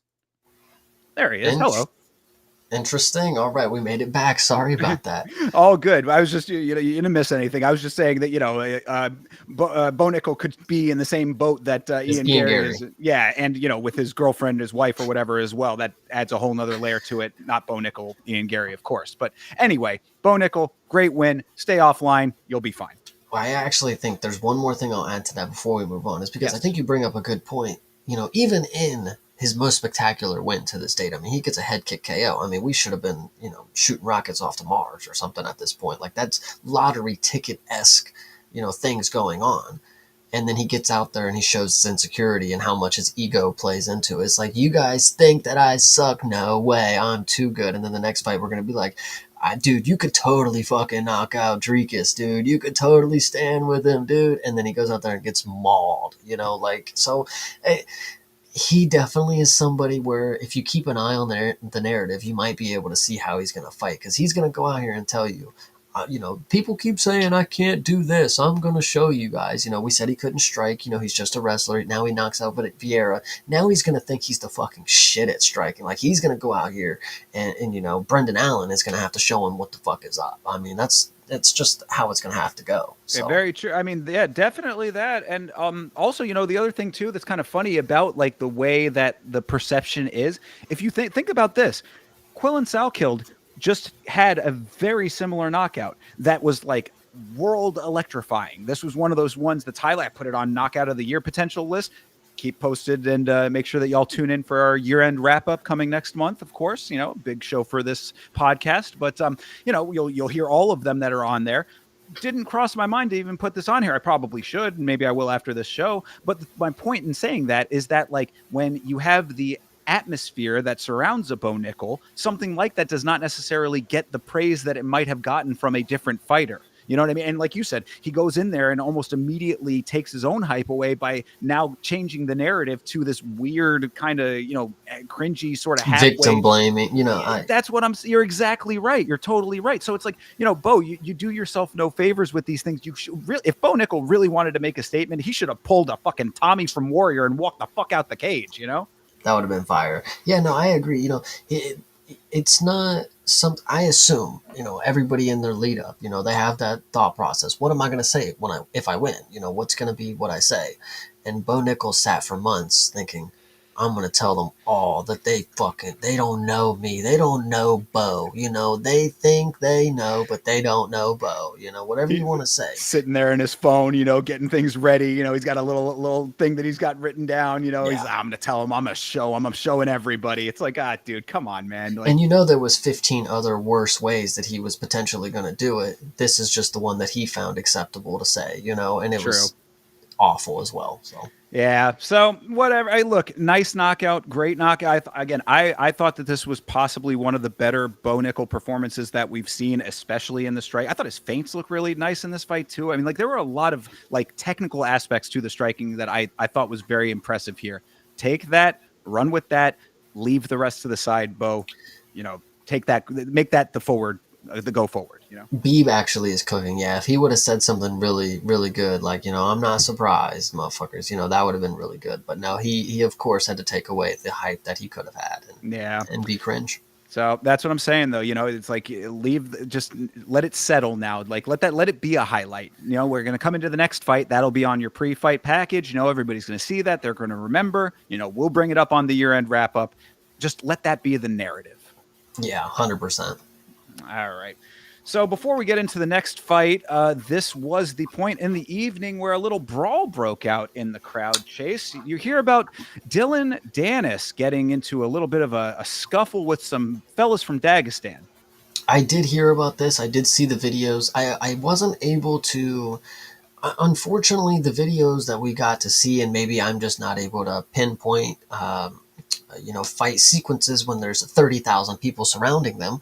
I didn't get to see too much of Dylan Dennis getting punched as much as I thought I was going to. I saw him on his back in guard. Kind of funny. Ali Abdelaziz was there, I think, too. I saw his big old clown shoes. Somebody said he's wearing Sonic's shoes, which was really fucking funny because, man, that is so true.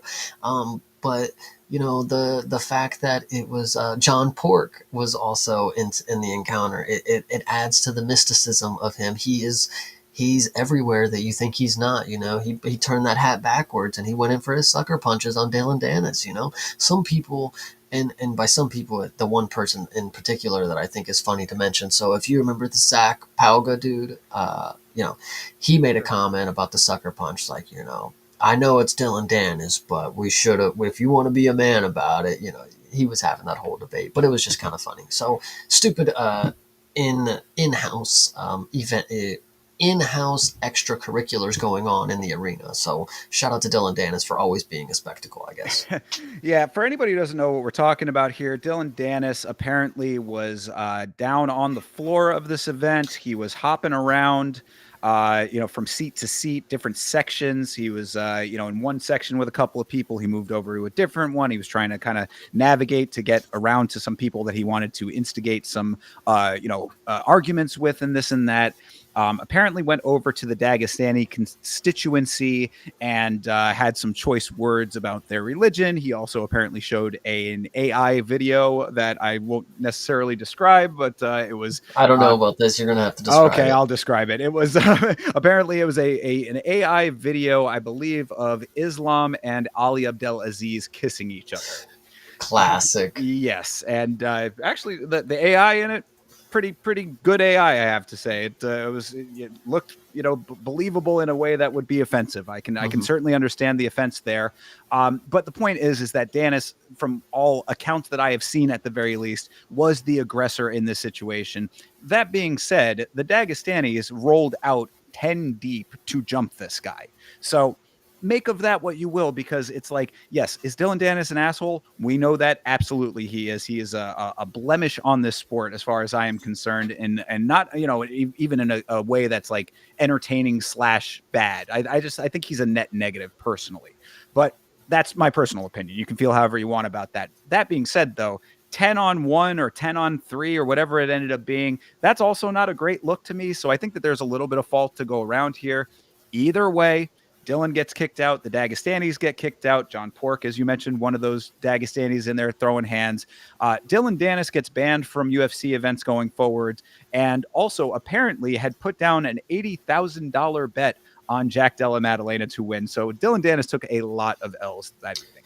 That is classic. But if you guys think back, this is not the first time that Dylan Dennis has been involved with the Dagestani Brotherhood. If you think back to when Conor and Khabib fought, speaking of, the jumping and the sucker punching and things, I mean, we had, 15 people trying to jump in the cage at that point in that fight, and Dylan was in the crowd, obviously with other Dagestanis. So it's not an unheard of thing, but Dana White admitted that he knew that Dylan was in the crowd and that he's not going to be allowed at UFC events again. And that has me thinking that all Dylan Dennis has to do is get one of those little fake glasses and the mustache thing, and he can just walk right in, and nobody's gonna fucking care. So That's legitimately how Jake Paul went to Noche at the Sphere, if you recall. He wore a nice. disguise and got in just fine. So, because apparently, I guess he's banned or thought he was banned anyway. But anyway, regardless, Wouldn't that be hilariously stupid if you showed up to an event that you thought you were banned in disguise, and they're like, "We don't care if you're here, dude." I Like, think I legitimately think that that was what happened. Actually, is that he thought he was banned for whatever reason and was not. But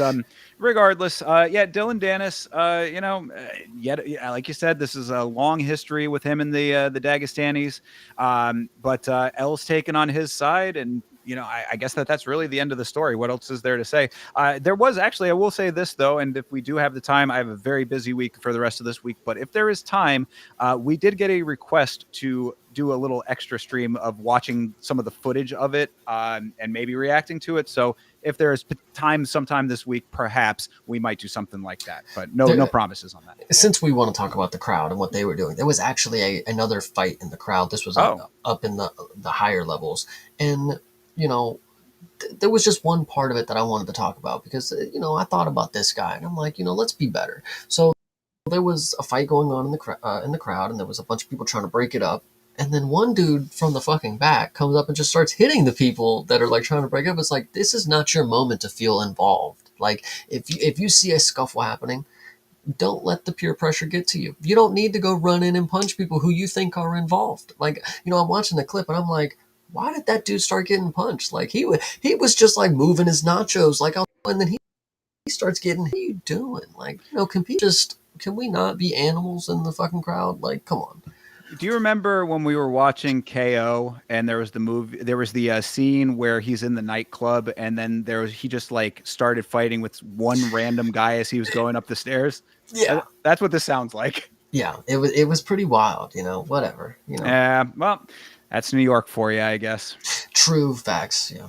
So anyway, that's there's your little extracurricular fighting. And the other last little minor bit that I had that I thought was funny is that apparently somebody updated John Pork's Wikipedia page to say that he got a TKO finish of Dylan Dennis at UFC 322. So There was also a really funny video that Jorge Masvidal uploaded. He's like, yeah, he's sitting with a couple other celebrities. He's like, I'm here with Dustin Poirier. I'm here with such and such, and Dylan Dennis just got knocked the fuck out in the crowd. Like, it was really funny. well, apparently he had said that it was on site if he has been sat next to him. So I don't know what their beef is. I guess they got beef as well. But that was why Dylan Dennis was like moved over to somewhere else, I guess, or had been sat somewhere else. Whatever. Anyway, can we move on from Yeah. this dumb shit? Well, yeah, we got a longer fight to talk about. Yes. This is a very important, very, very in-depth fight to talk about here. Benoit Saint Denis versus Beneil Dariush. Dariush, of course, missed weight by 1.5 pounds. What the hell happened in this fight exactly, Chase? What was this? Yeah, I mean, you don't really.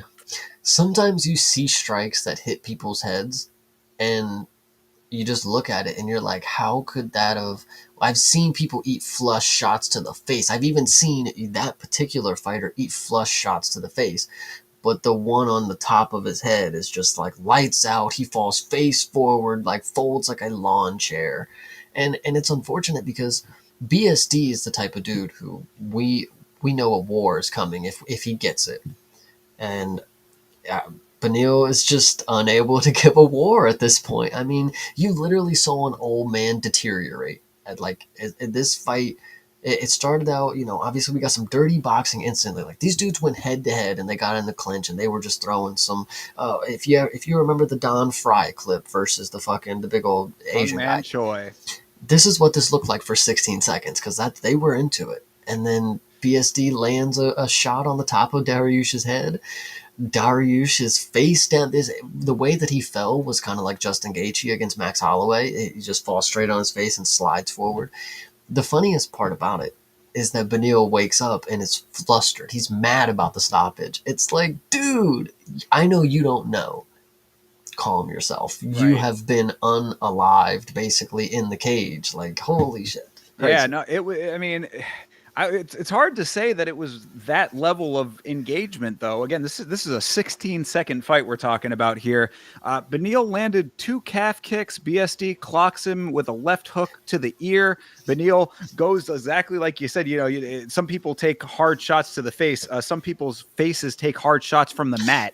Yeah. That is what happened here. Beneil just straight down, face planting on the mat. One more shot to the side of the head flattens him out. Was game over at that point. And yes, it was pretty funny for Beneil to be like, what the hell? Why'd you stop it? What do you mean, why did you stop it? Bro, I mean, you were donezo. I mean, like, Yeah. you could have taken 17 more shots if you, like, this is always the whole debate that people have about early stoppages. It's like, would it have been appropriate for Beneil to take 17 more unanswered shots? Because that's exactly what would have happened. Yeah, he would have felt justified in his concussed state if he would have got extra shots. Like, I did my best. He let me try to get up. It's like, no, dude, you were prone. Like, you're literally laying down on the mat. Like, and I don't know. So 16 seconds is all this amounted to. Benoit Saint Denis with the rejuvenation of the hype train. I tell you, this dude.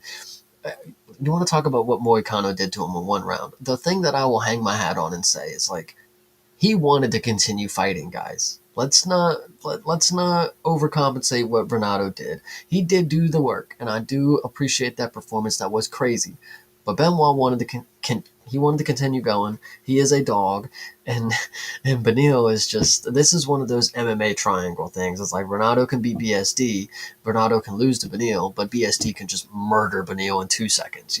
Whatever. Who Yeah, cares? the MMA math does not add up as often is the case, but either way, yeah, like you said, Benoit Saint Denis right back in the conversation here, in a crazy way. But I mean, good on him. This, obviously, I don't think anybody ever questioned BSD's power. You know what I mean? Like, there's a lot of questionable things with some of these performances. Power was never one of them. Well, I think the thing is, it's not about the power, because, like, the head kick that he had against Matt Favola, very cool. I mean, power is different because obviously he was literally loading up a kick compared to a punch. That's a little different in my opinion when Sure. it comes to punching power, Yeah. obviously. But BSD is, in my opinion, when I think of BSD, I'm like, well, that's a French. He is a striker, but he's got the marauder style where he's striking just to get you close enough where he can start grabbing your legs and throw you to the mat. And, that's where I think. So when it comes to BSD, I think of a French grappler. I know he is a striker. He's a little bit of everything, but a French grappler just put Beneil's lights out and left him face down in the mat. It's just the optics of that. It's like, Jesus Christ, 16 seconds is all this dude had. I know what we talk about, the people that are good strikers that, Beneil goes against, and he always fucking loses. You look at fucking Armand, got unalived. Charles is not, again, this is a Brazilian grappler. It comes at the marauder style, just like BSD, where he's using the striking to get close enough. But Beneil gets killed against that dude as well. So it doesn't surprise me that Benoit, geez, these names are just fucking killing me for a second. It's no surprise to me that BSD was able to win this fight, but the fact that he knocks him out in 16 seconds is very, very surprising to me. I'll tell you that. So Yeah, most definitely. It wasn't expected for sure. I had said that there was potential for this to be a long, drawn out, real clinch heavy, grindy sort of fight with the way that Dariush generally fights. But I do think that this might be ushering in a meta that I have been kind of hinting at for a while, where guys who miss weight, I don't think it's an automatic advantage anymore. I think that what you're seeing a lot now is weight cuts and different elements that are going into these weight misses that equal up to a compromised fighter more times than not. It used to be that guys who came in overweight, and now I'm not saying that it's going to be all the time, obviously. I mean, there are going to be guys who just blow off the weight cut and then come in with this crazy advantage and win the fight. That will still happen. But what I think you're seeing a lot more, at least recently, is these guys who are having problems in the weight cut to the point where it affects them in the fight. Now, I mean, I don't think that the weight cut necessarily equals up to getting punched in the back of the ear. You know what I mean? Like that doesn't necessarily all equal up there, but we have seen consistently time and time again recently in recent memory where these weight misses are not the advantage that they once were. yeah, 100% agree. But shout out to BSD, man. He was able to get himself back in the fucking picture, man. I really do like this dude. If the first fight that I ever saw of him was the head kick against Favola, but that wasn't a very long fight either. So then we get, the fight with Dustin Poirier, and it's like, he has staff, and then he has a good round, and then he gets smoked, and then he comes back, and then he has the Renato fight, and it's like the lows that I've seen for him, they've been pretty low. So the fact that he's on his way up, it's like we literally can only go up from here. Like, you got smoked in one round by the dude that lost to this guy, and you beat him in 16 seconds. I mean, it don't get better than that, I'll tell you. So shout out to BSD. Absolutely. He's a soldier through and through. And I thought it was very cool that he had some of his French military people in the crowd cheering him on. He brought them over to the fight. And a couple of guys who apparently had lost limbs, fighting, for their country. And, very cool of him to honor his fellow soldiers in that way. So good guy, Benoit Saint Denis, it seems like. All tragedy aside about our fellow amputees, because shout out to them, But I wanted to say he brought his military group along, probably just like Tommy did. Were they singing a song and saluting when he walked out? I'm not sure. But. True. If they weren't, they definitely should have been. True. Yeah, that was the only thing missing over here. So. Mm-hmm. But yeah, no, good deal, man. Good for him, and yeah, Beneil Dariush. I don't think anybody would be too upset if Beneil kind of shuffled off. Yeah, true. He's not that old, guys. He's only 36. Remember that. Come on. Exactly. It's the gray hair. Let him get jet black, and he'll be fine. It's a true statement, regardless of him getting knocked out. Okay. Well, actually, I brought it up. Whenever somebody gets knocked out in an old age or they get finished, the only thing that you hang your hat on, I said this, it's the age. Like, that's all it comes down to. And in your mind, if you're betting on Beneil and you watched him get flatlined at 16 seconds, there's no other thing that you can say. It's not like, well, he just had an off night. Oh, it was the weight cut. It's like, no, he's an old man with gray hair. Like, that's the fact of the matter there. God, Renato Moicano and his hair dye are very happy about this conversation, I think. True. But, either way. All right, let's move on to the next one here. Leon Edwards versus Carlos Prates. Man, this Carlos Prates guy, huh? I think one. Let me just straight off the bat. When it comes to the fighting nerds, I've been very adamant that this is the one. This is the guy right here. This is the one that you should be watching because he's going to be the next level. He already is.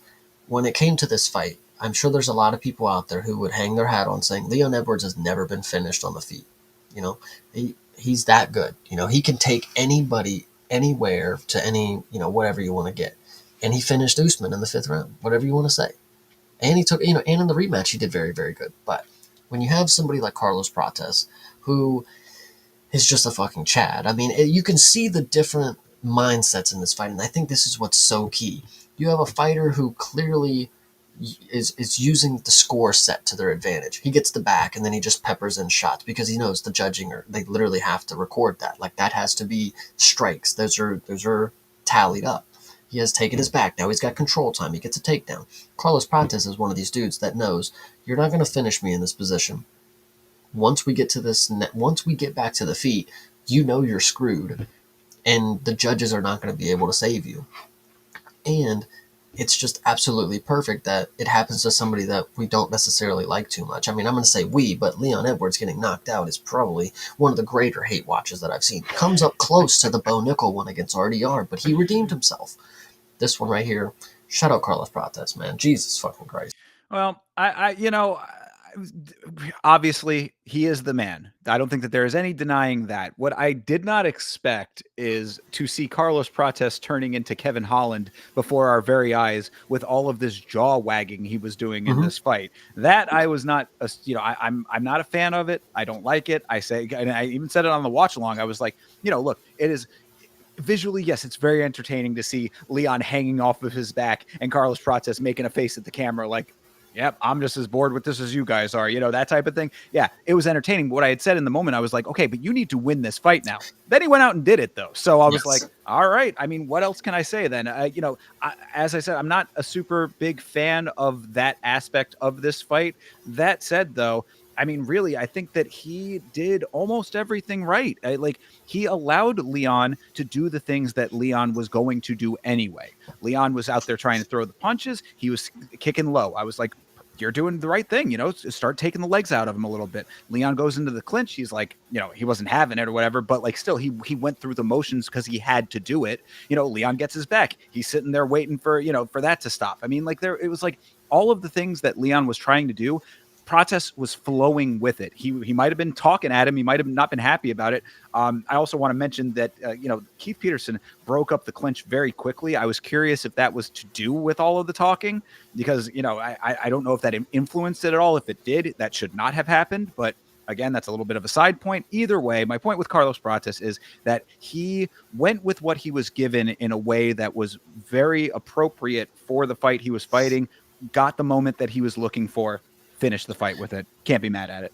What I think is key about this one, and this is where I think Carlos Prates is deadly, is because Sean Woodson is the same way. These dudes are legs for days. Like, they just have long legs. The arms are just as long too. And so when you have Carlos Prates in the first round, Leon Edwards, his guard is high. He's waiting for the strikes. He's waiting to parry. Carlos Prates is not throwing. He's not in the first round. He didn't have a very jab or straight heavy game plan. He's just rocking a little hooks, doing a lot of low kicks. The moment Leon lets his hands down and opens up, that's when he started blasting the straight right that literally dropped him on his fucking ass. And go ahead. No, I was going to say, actually, it wasn't even that, though. What was really impressive about it, and I'm glad that you had said it that way, though, is that it wasn't, he still had the guard up. He snuck the straight under the guard. That was what was beautiful about it, because you're right, he keeps the high guard. The hand, it's like the hand was right on the side, like where his temple was, and he just sailed that thing right up and under it to catch him on the chin with it. It was really impressive that he was able to get that angle. Yeah, I love Carlos Prates. If anybody was going to be able to finish Leon Edwards, I mean, obviously, I had so much confidence in Carlos Prates. There was a lot of people, again, people would hang their hat on Leon never being finished, but Carlos Prates is somebody who, he's just that good. When it comes to finding the strike, he can do that. And when people talk about what happened with Ian Gary and Carlos Prates, I genuinely think, from what I see, from what he's been able to do after and what I see in that matchup, I genuinely think that he was conserving for a fifth round finish or a late finish in that aspect. I don't think this was 100% him showcasing everything that he can early, because he was playing the long game. Ian Gary was able to survive and able to get that win, but in a different situation, he might have got that late finish. Yeah, when a 3-round fight comes, Carlos Prates is all gas, no brakes, comes out here and gets a finish. And against somebody who's never been finished in the way that he did, dude, he had Leon Edwards smiling to get knocked out. Like, that's how crazy that knockout was. Like, the dude's face was registering a different emotion at the time. Like, craziness. Yeah. Love Carlos Prates. Love some CP. How can you not? But yes, no, I mean, what I had said about Leon is that Leon has already completed the arc of this sport. He went on the unbeaten streak. He attained a belt. He defended a belt. He lost his belt, and he is on the backslide now. He has done all that there's the hero's journey when it comes to MMA. He has completed his hero's journey. Carlos Prates is on his own hero's journey now. It's just a passing of the torch, as we will see with a lot of these fights in the welterweight division. We saw a huge shakeup of this division almost throughout all of the rankings of it. This is just one of those. Yeah, I'm just very, very grateful that Carlos Prates is going to continue to be in the win column. I know that probably means that we're going to get less likely finishes from him, but he is so talented that I think that the possibility for finishes, even at this high of level, I think they're still there. And that's just really good to see. We'll talk. I think I even said this during the fight after this happened. I said the fight that I would really like to see, if JDM was to lose, I would like to see JDM versus Carlos Prates. I think that is a striker's paradise, to be fair. I agree. That would be a great fight. I like that a lot, actually. I do. The only other thing that I had for this one before we move on is I was just curious about how much the jawing at Leon got under his skin, because we do know that Leon is susceptible to emotional rattling. That's something that Colby Covington actually did pretty effectively, if you recall the press conference before their fight. I mean, it didn't seem like Prates was necessarily going at him in a personal way. It just seemed like he was like, hey, no one wants to see grappling. No one wants to see clinching right now. Like, let's not do that. So I don't know if it really played all that much of a factor, but it was a note that I kind of just had in my mind because, like I said, Leon is a person who, even though he tries to keep a pretty calm demeanor, you can tell that underneath that he, if you jab him hard enough, he will react to that. Mm-hmm. I definitely agree with that. I mean, And if you are a person who bases things like that, if you are the one who knows that Carlos Prates mentally, that's a fortitude right there. Somebody who's 23-7. I mean, he's got the confidence of somebody that's never lost, and that's very key. You know, some people we might see that with Jean Silva. You know, Jean Silva might never have the confidence again. You know, and who knows? But Carlos Prates against again somebody who's never been finished, and that's multiple people that this dude. You know, Li Jingliang never been knocked out, gets knocked out right on the spot. You know, it's this dude is he's living his own journey, of course. Leon. You know, he became champ, lost the belt. Now he's on his skid. Carlos Prates, he's still living the journey that he has. You know, he's still continuing a story. It's not like we're writing him off yet. We are going to continue to see great things from him. And out of all the fighting nerds, I mean, Jesus Christ, I pray to God this is the one that continues to do good things. Absolutely. The nightmare haunts on, I would Yeah. say.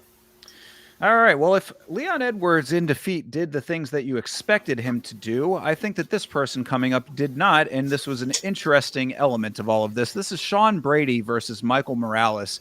Brady made the conscious and insanely unwise decision to try to stand with Morales and pay dearly for it. But one thing that I did notice was that Brady did have both knees braced up. So maybe there's more to this equation. I would have thought by now we would have heard if he was going to come out and say that there was an injury or some kind of compromise going into this fight. Either way, regardless of what the reasoning was, what we saw out of this fight was Sean Brady trying to have a striking affair with a murderer, and that coming up in a very bad outcome for him. You know, I just remember saying, the people would tell me, losing to Bilal wasn't that bad. No, it's not losing to Bilal. It's getting TKO'd by Bilal. Like that's where you got to understand it's bad. That's a dude who literally has never finished a person in his life, and he gets a TKO against you, and you're the second ranked dude in the world. Just did not up to me. Michael Morales, again, I could see the cases of why you wouldn't believe in him just instantly being that guy. 18-0 at the time. Something's got to give against the number 2 ranked guy in the world. Why is Sean Brady fighting down? There you fucking go. Why? I mean, the dude was just never that good. You were talking about passing of the torch moments just a minute ago with that fight, mate. This dude never had the torch. I mean, he's not. Listen, number 2 ranked person, but for what reason? He finished Leon, but I just saw Prates do the same thing. We know Leon is not that fucking good, guys. I've been telling you. I had Brady in the Leon performance, so I'm not trying to act like I'm a hater against Brady. I just did not see him being able to take shots from a very tall, rangy striker that has power. If Bilal Muhammad was able to make you quit in the cage on your feet, like, I don't know, dude. And I'm glad that it worked out this way, because it shows to prove that, like, bro, if you get number 2 ranked and you ain't done fucking, I don't know, bro. It just has a bad taste in my mouth that the number 2 ranked guy comes in here and gets his head wobbled against Michael Morales. Like, But that's and what I'm saying though is that he didn't do the thing that got him to that position is the problem. Like all of what you're saying, that he was never that good. He was that good at wrestling. He did not try to do that in this fight in the slightest. Not even after he got rocked. Like this is the thing about this fight. So another quick one here. This is a round 1 TKO here, full on knockout. But either way, he gets touched up and starts getting wobbly off the first exchange. Off the first time he gets touched, obviously we know that Morales has scary power, but he did not attempt any kind of level changing at that point.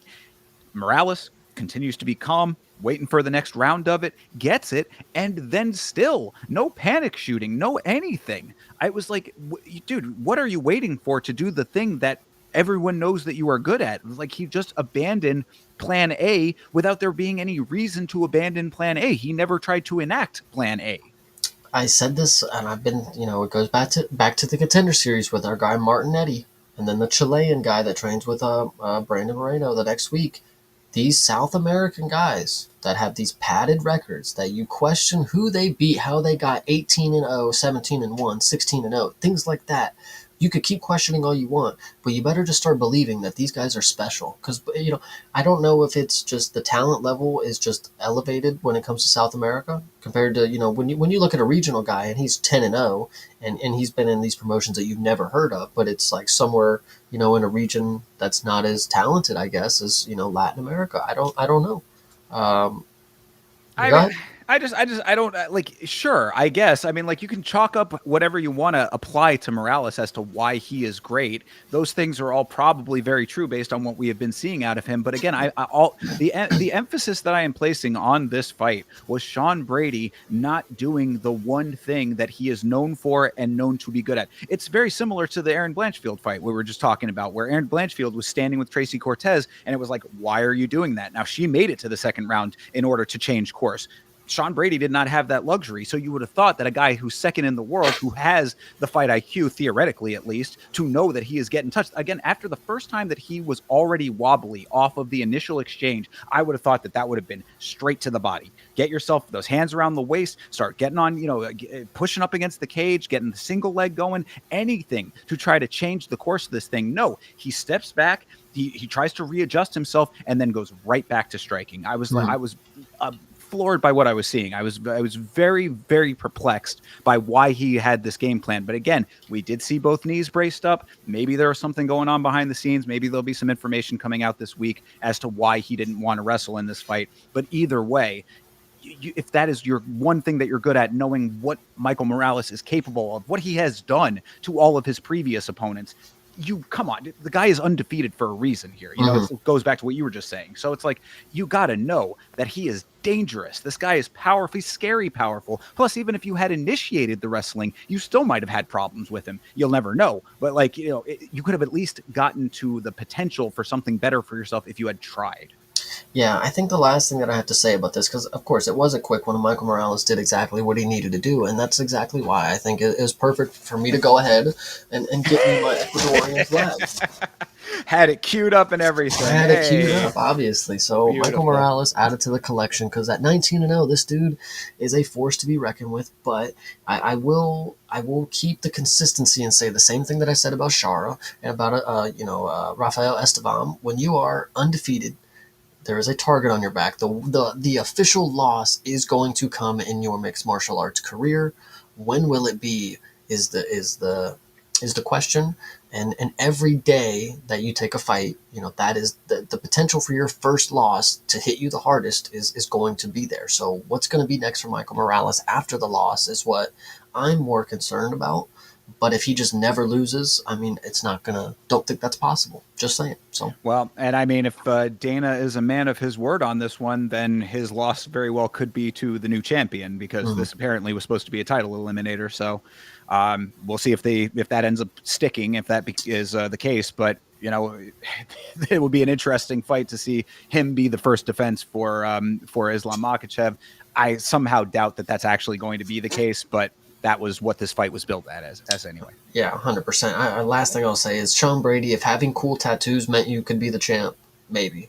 But True. Yes, it's unfortunate that all of those awesome tattoos are not going to be getting the shine they potentially deserve, but that is all based on your lack of wrestling here. So where was the IQ?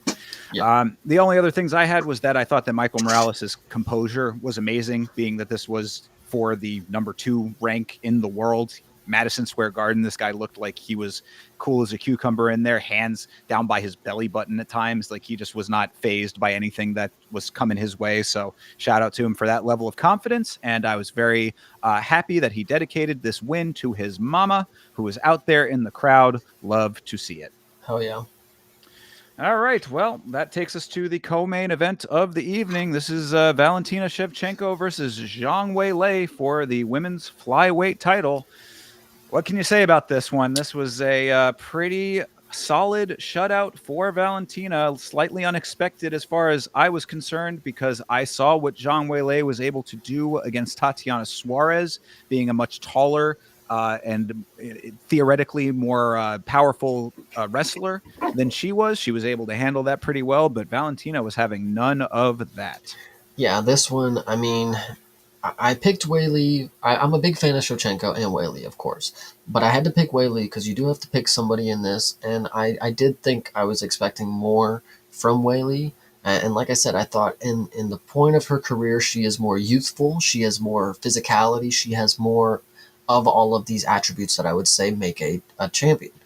Now, Valentina was able to play everything perfectly. I mean, everything that Whaley was able to do, she had the answer for it. So it was absolutely a beautiful performance. I mean, people could say it was boring, but when it comes to mixed martial arts, when it comes to the art of, something comes at you and you're able to provide an answer for that in the millisecond that it happens. I mean, she was able to connect all the dots, and there was nothing that Whaley was able to do. It was honestly frustrating because Whaley was she was so far away in these fights. Like, she was jabbing, but three punch arm lengths away. Like, and it was just frustrating because Valentina was very stationary. She was just waiting for you to just walk into her traps.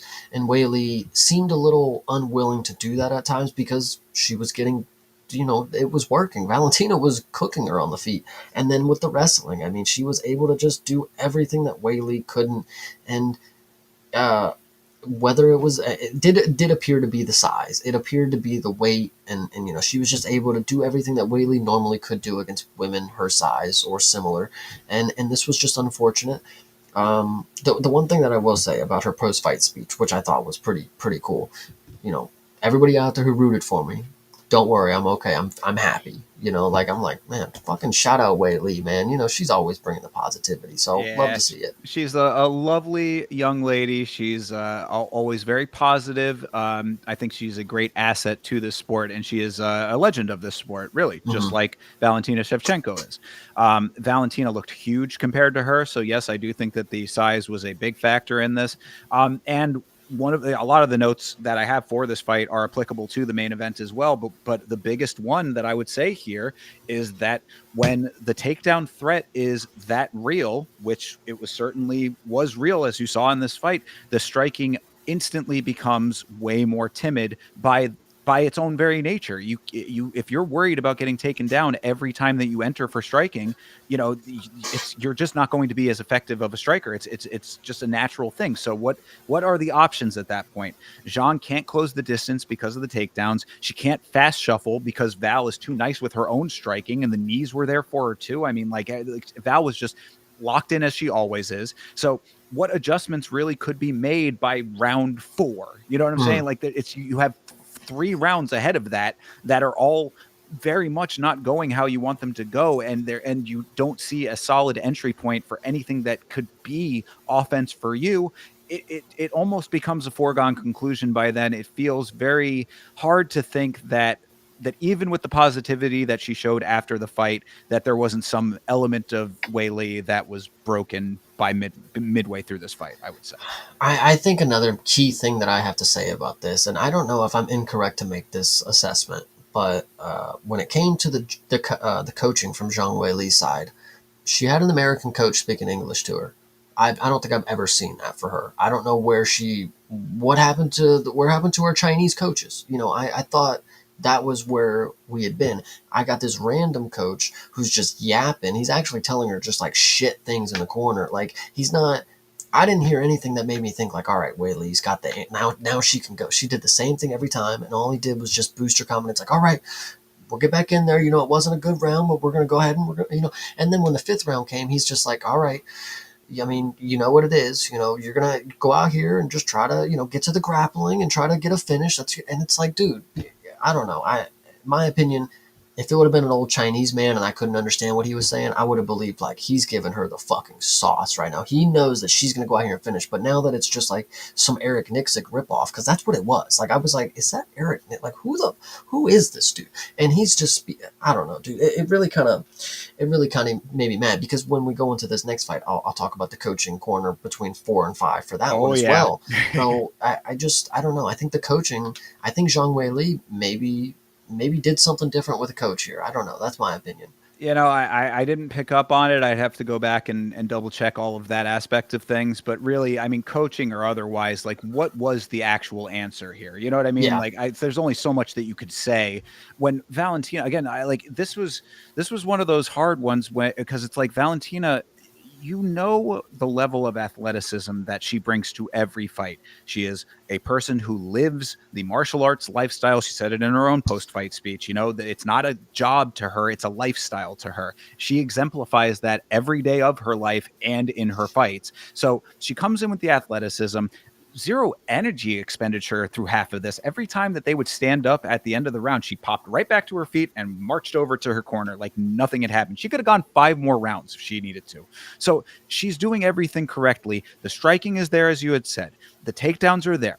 Everything is clicking exactly as she wants it to be, and she's negating the potential things that Wei Li could do. That's what I felt bad for. Like by the end of this fight, when Wei Li, like at the very, very end, was on her back and she's like bicycle kicking in the air and Val is just standing over her. Like I felt like that was almost like telling the story of this fight to an extent. You know what I mean? It's like everything that you tried just didn't add up. And this is where you end up on the ground with your feet flailing and Val just kind of looking down at you. Yeah. And if you go back tracing through all of this, she got hurt by that knee in the first round. Like, Yeah. that was a legitimate drop. I mean, it didn't look like it because the angle and them being on the cage or whatever, but like she went down off of it. Like it was that in little moments throughout the entirety of it. So you take that over 5 rounds, 25 minutes of essentially getting a masterclass performed on you. I really, again, corner her. I can't be mad at really any of it. Val is just greatness exemplified. 100%. Yeah, you can't really take too much away. I would agree with it. I mean, shout out Valentina. I mean, she's got 9 rubies to the belt now. So what can you say? Yeah, she's starting a second Thanos gauntlet, Yeah. So, yeah, I mean, I guess that really is about it for this fight. 50-45 shutout victory for Shevchenko. Everybody's asking what's next for her. It's like, I mean, what's she going to fight on the moon? I mean, like, Yeah. she's really going to be waiting for Nunes and Harrison to happen, and then maybe she fights either the winner or the loser of that, depending on what she wants. But I would think it'd be the winner. I mean, another Well, super I don't fight. know if you saw Amanda Nunes commented about this. I did not. She said, when I come back and get the 35 belt, I'm gonna go down to 25.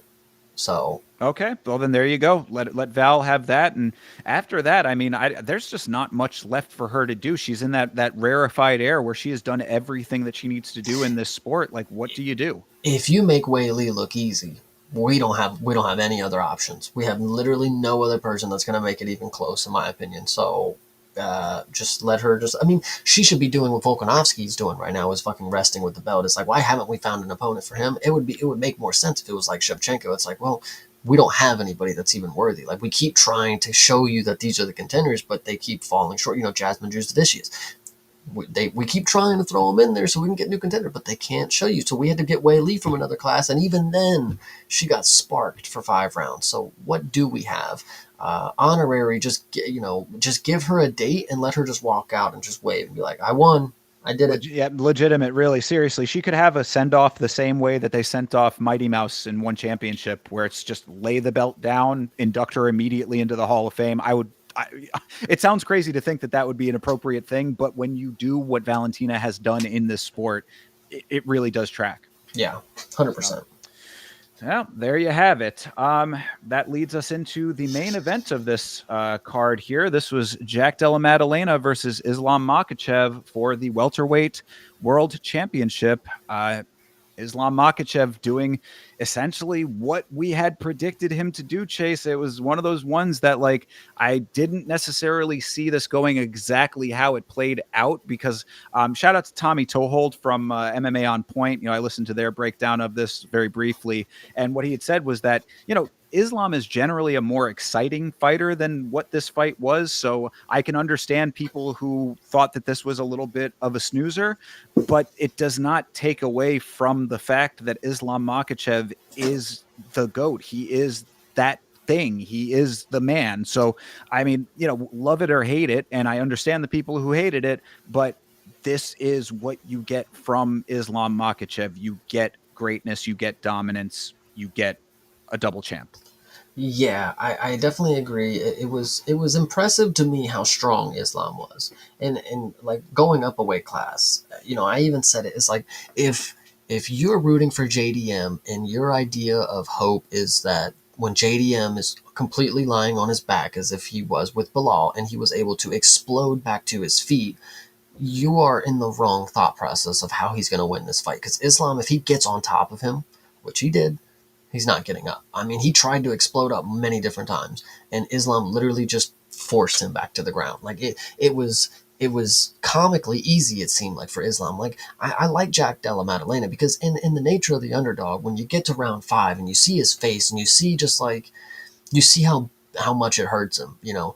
And people want to talk about it was the leg kicks. Mate, he landed 10 leg kicks. Let's not act like Jack Della Maddalena's leg was fucking broke. Like, I've seen leg kicks before. People get chewed up all the time. He's a tough fighter. I don't think 10 leg kicks are what made him, you know, cry. You know, that's where some people were alluding to. He's in so much pain from the leg kick. It's like, no, he was upset at himself. You know, he thought he was going to do better. Thought Craig Jones had the fucking answers, which I hate to break it to you once again, just not how that fucking works. You know, go to Dagestan 2-3 years anyway. Yep. You know, so in the nature of the underdog, I'm starting to root for Jack towards the end of the fight, but the entirety of the time, it's comically easy for Islam to just do what he wanted. You know, the first takedown was so bad because he grabbed the leg, switched it to the outside, and then tripped this dude so fucking hard. And then when you saw that, I mean, there was also another point where they went rolling. Jack Della like reversed the position on the takedown, but Islam never broke his grip, so he just like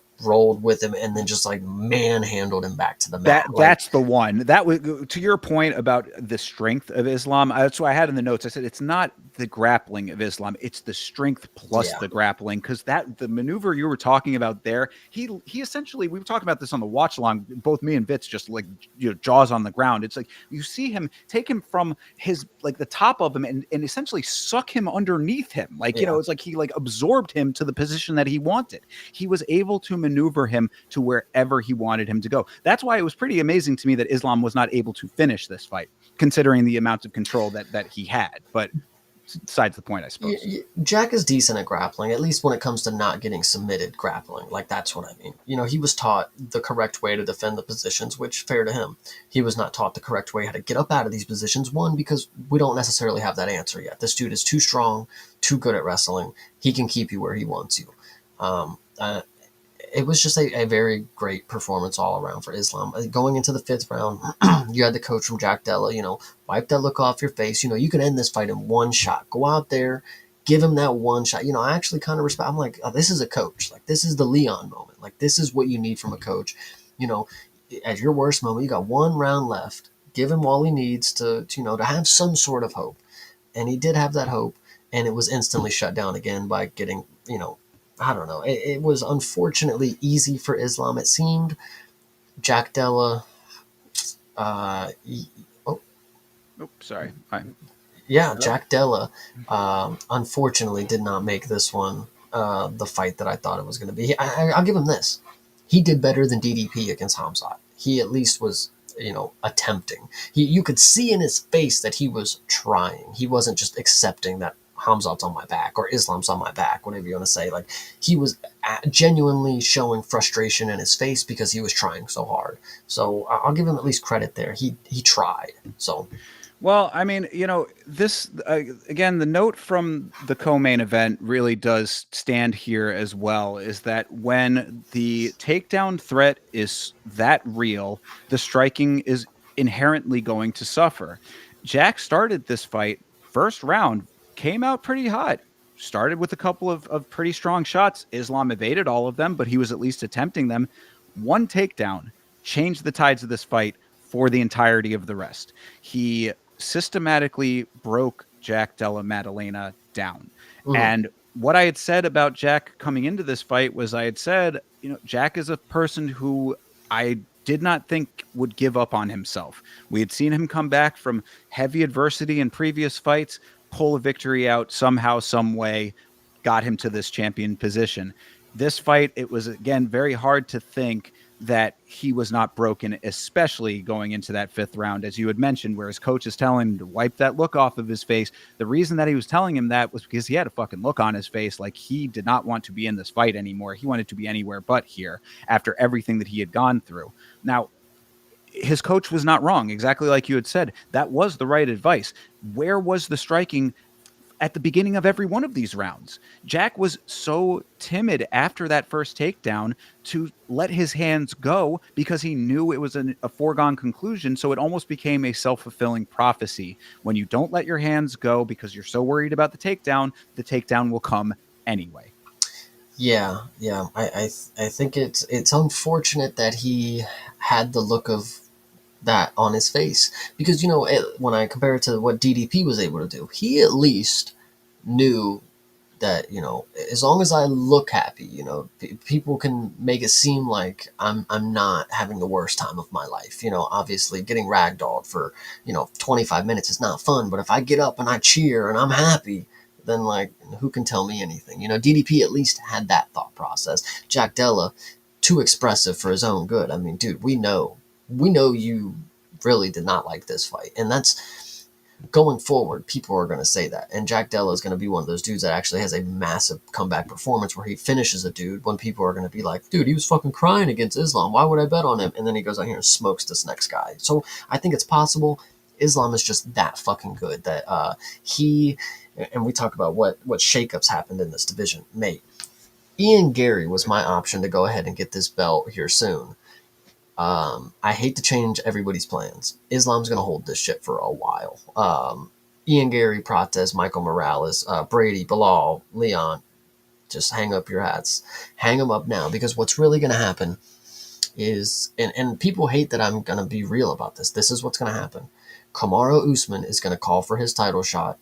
They are going to set this up because that is a welterweight name. That is the Hall of Famer in the welterweight division. If Islam beats him, that is a resume builder. He has beaten the greatest welterweight of all time. Now Islam is the greatest welterweight of all time. Whatever you want to say. That is what is going to happen. Now Kamaru Usman may or may not deserve it, but it is going to be the exact same reason that Stipe and John Jones fought. That Islam and Kamaru Usman are going to end up fighting. Islam already said he wants it too. Exactly, and Ali Abdelaziz manages both of them. So Yeah, Jesus, how nice for him, right? But yeah, no, I mean, it makes sense, and you're right. I mean, now what I would say about Jack Della coming back and having a great performance in his next fight, absolutely, because he's going to be fighting someone who is not going to be doing the things that Islam does. This is the difference. This is why, what I said coming into this fight. People forgot that Islam is that thing. He's a level above, when it comes to all of these elements that make him great, they set him into a stratosphere that these other fighters cannot touch. I like, whether you like it, hate it, the Dagestani style, whatever. Like, I mean, like, a lot of people have a lot of mixed feelings about it, but you see it in action. You see it in him every time that he is out. People want to talk about, oh, his Swiss cheese record, all of these weird things that happened. None of that has any bearing on the fact that he went out and smoked all of the people that they put in front of him. I don't care why those were the people that they chose. He did the damn thing. He will continue to do the damn thing. Take any person that you want, put him in that position. He will do the same thing. So, yeah, can Jack Della bounce back? Absolutely, he can bounce back, just not against him.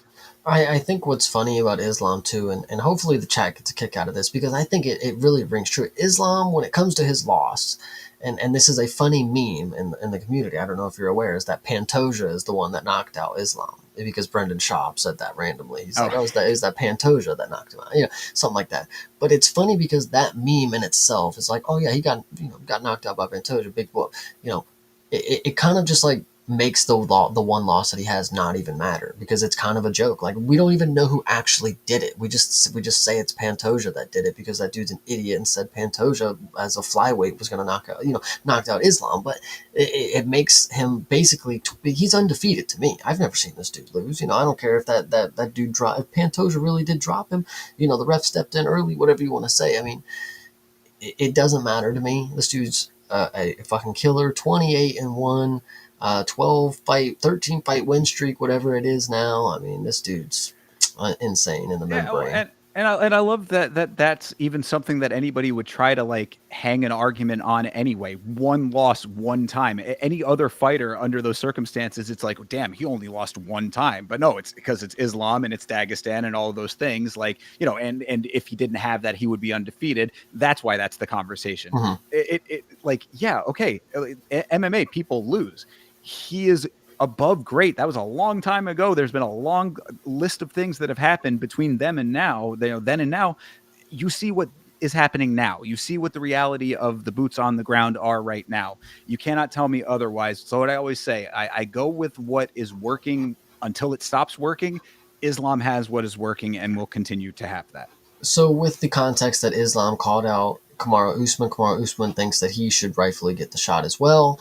What do you think that means for Sean Brady and Michael Morales title eliminator meanings? Because even when that happened, I believe what exactly happened is, they were at the little press thing and they were like, "Is Sean Brady and Michael Morales a title eliminator shot?" And Dana said, "Sure." Like, that doesn't sound like he's like, "Yeah, fuck yeah, no, these dudes are getting the belt after this." He literally was just like, don't give a fuck. It could be or it couldn't be. And then now the Kamaru Usman steps in. What are we thinking? So Michael Morales, is he just around the block now? Is he getting his title shot, or are we gonna have to see him go against Ian Gary or something? Either like if he got some type of verbal agreement about it, then he can wait. I mean, or he can take another fight if he wants to just stay active. But I don't know why you necessarily would want to stay active when you're the number two in the world. You're kind of setting yourself up for a potential downfall just by nature of the odds. Yeah, I mean, I think that he just whoever it is, I think it just gets backed up one. You know what I mean? You slot Kamaru Usman in there for the exact reasons that you listed off earlier, and then after that, then the rest can play out as it's going to. And to be, I think I'll try to break it down for you. The reason that Kamaru Usman can get a title shot is because, yes, he did beat an upcoming person in Joaquin Buckley, who was the dark horse. This is somebody that we were all saying could come and get the belt eventually. He stalls that out after 2 years layoff. He just comes in off the couch, does it. Before that, he put up a reasonable matchup against Hamza. Didn't get finished on day's notice as well. And before that, he was the reigning champ of the welterweight division. His name is still lingering. He might even still be like the third ranked guy in welterweight. Like, the case is a little sketchy for activity. Like, this isn't a recent guy who's been winning, but like the case of the historical meaning to beating Kamaru Usman for Islam Makhachev, it'll only make sense now as they both get older, and it would only mean the most if we do it right now. It's not like we can get Islam a title defense and then finally, if Kamaru Usman wins two more, then we give him a shot. He's already old. Islam is in the prime of his career. If prime Islam beats Kamaru Usman, who's not 45 years old, that means something. But if we wait till Kamaru Usman's 42, 43 years old, and then we finally get the matchup, it's just not going to work. Or because in Kamaru Usman's mind, he's going to get the welterweight belt back, and he's going to get a Hamzat title opportunity. So there's still some sort of like determination in this. Whether it's actually going to come to fruition, who knows? But for Islam to not face Kamaru Usman, and we have two people who arguably could wear the GOAT title. Welterweight GOAT is not what Islam is. He's just in another stratosphere of that. But when it comes to divisional GOATs, Kamaru Usman is one of them. He's probably not. He's maybe second if you want, GSP or whatever. So who knows? I mean, and also let's not forget that before the Leon Edwards loss, Kamaru Usman was in line to, I believe, either tie or overtake Anderson Silva for the longest win streak in the history of the organization as well. So, I mean, you want to talk about credentialed. I think people, short memory spans when it comes to this sport. Kamaru Usman is a legend of this sport, regardless of division. He is he's a generational athlete, in my opinion, really, in a lot of ways. So, And that's unfortunately what matters most. It's not about the two L's to Leon, then an L to Hamza, then one Buckley. It's about what their name represents in the sport. If there you you go. beat Kamaru Usman, you've beaten the person who's the best in the division. That means you are now the best to some people. John Jones, wanted to fight Stipe because that's the heavyweight GOAT. You guys call him the greatest heavyweight of all time. I want to beat the greatest heavyweight of all time because that would make me the greatest heavyweight of all time. That's just all it comes down to. Me personally, I don't think Kamaru Usman should, but in all fairness, I think if he does randomly get this shot, I think he might have the best chance out of everybody that we have right now. And that's also a very good point too. I mean, this is still a competitive Kamaru Usman. I mean, you saw what he did to Buckley. Obviously, that would not be the same circumstances with Islam Makhachev, but the potential is still there. You see how well he moved. You see how he put to rest all of the knees being weak rumors and all of that kind of stuff. I mean, he went out there with a point to prove, and he proved that point. Also, the champ gets what the champ wants. Islam Makhachev, the double champ. I mean, granted, vacated the belt regardless. Give me a break. He's the double champ. We know it. He gets what he wants. If he wants that fight, that's what he gets. I mean, they both seem to want it. There's a reason for it. We just laid out all those reasons. Let it happen. It's one fight, and then the rest of the division can have their just due thereafter. I actually am going to disagree with you for the sake of making a longer argument of something that doesn't need to happen. Double champ status. I do not believe that that is what I've seen here. And it's not because it's not simultaneously. I don't have a problem with that. I think the issue is we had a clear cut Yeah. person who wanted that 55 belt and they were going to give him the shot. That's the thing. They were going to give him the shot against Islam. And Islam was like, now's my opportunity to go to Well, welterweight. So that's why I don't think this is a true double champ status, because that some dude literally has his belt right now, and that he is decided not to go fucking fight him. So sure. That is a very good point, and that is a very broader portion of this conversation. The lingering Ilya Taporia question, of course. So I acknowledge that. Actually, I think that you make a very good point with that. Um, I think everybody still wants that fight. I think it would be very appropriate if they did that. People were rumoring that for the White House card. I mean, that would be fine too if they wanted to go that route. I think it'd be a very big curveball based on what we just saw.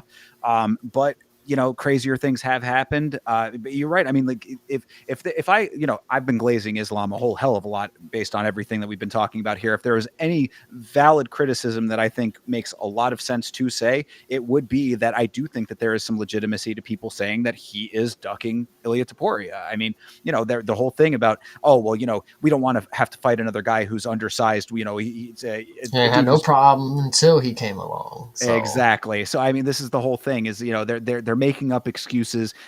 Habib is kind of a little bit of a mealy mouthed representative in a lot of ways when it comes to this, because he's been saying a whole lot of stuff. Habib has his own set of circumstances that come with him and come with training and that camp.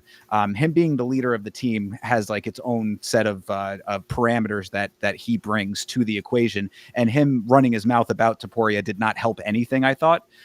So that being said, the perception is certainly there. If Islam really wants to solidify his legacy in a real way, that would be what you do. and I think what's interesting to note too is, like, I'm not saying this out of somebody who thinks Ilya would beat Islam. But the fact that he's unwilling to let me find out makes me concerned that maybe he doesn't believe in it. Because you were completely fine running the 155. You were going to be the lightweight goat. Like, since when was welterweight on your plan until Ilya fucking popped into existence? I don't know, man. I think it is very telling. They told him, they're like, look, if you want to be double champ, you're not gonna, like, you're gonna have to vacate this belt if you want to go up. He took the opportunity to it's not ruining his legacy, but when it comes to lightweight legacy, he vacated his belt. Okay, shut that door. We're gonna go to welterweight. He only shut that door is because Ilya was kicking that shit in. Like, that's just all that I have to say. And I think Islam probably would beat Ilya. That's why I'm just confused on where's the disconnect here? Why are we not fighting another 145-pound man? Yep, I do agree. I think that it's a very valid and solid point. He himself in his post fight did say, and he had said it previous to that as well. Oh, this is my dream. My dream was always to move up. My dream was always to be double champ that way. Exactly. That's the same face that I make verbally with that. Is just like, okay, I mean, yeah, when did that dream suddenly pop into your head? I mean, was it when you were a little boy, or was it when you found out about Ilia Taporia? Look, there's a lot of unanswered questions there that I do think need to be answered at some point. Whether he goes and takes that challenge is really up to him. But we also know that the Dagestani methodology is get the wins where you can and want to get them, and then get the heck out of the sport. So now I'm not saying that Habib did not have his reasons for leaving the sport. They were very valid reasons in my estimation, but nevertheless, he left in his prime. Islam has said that, he doesn't want to fight forever. He wants to accomplish all that he feels he needs to accomplish. And then he also will be retiring. This is his words. So, yeah.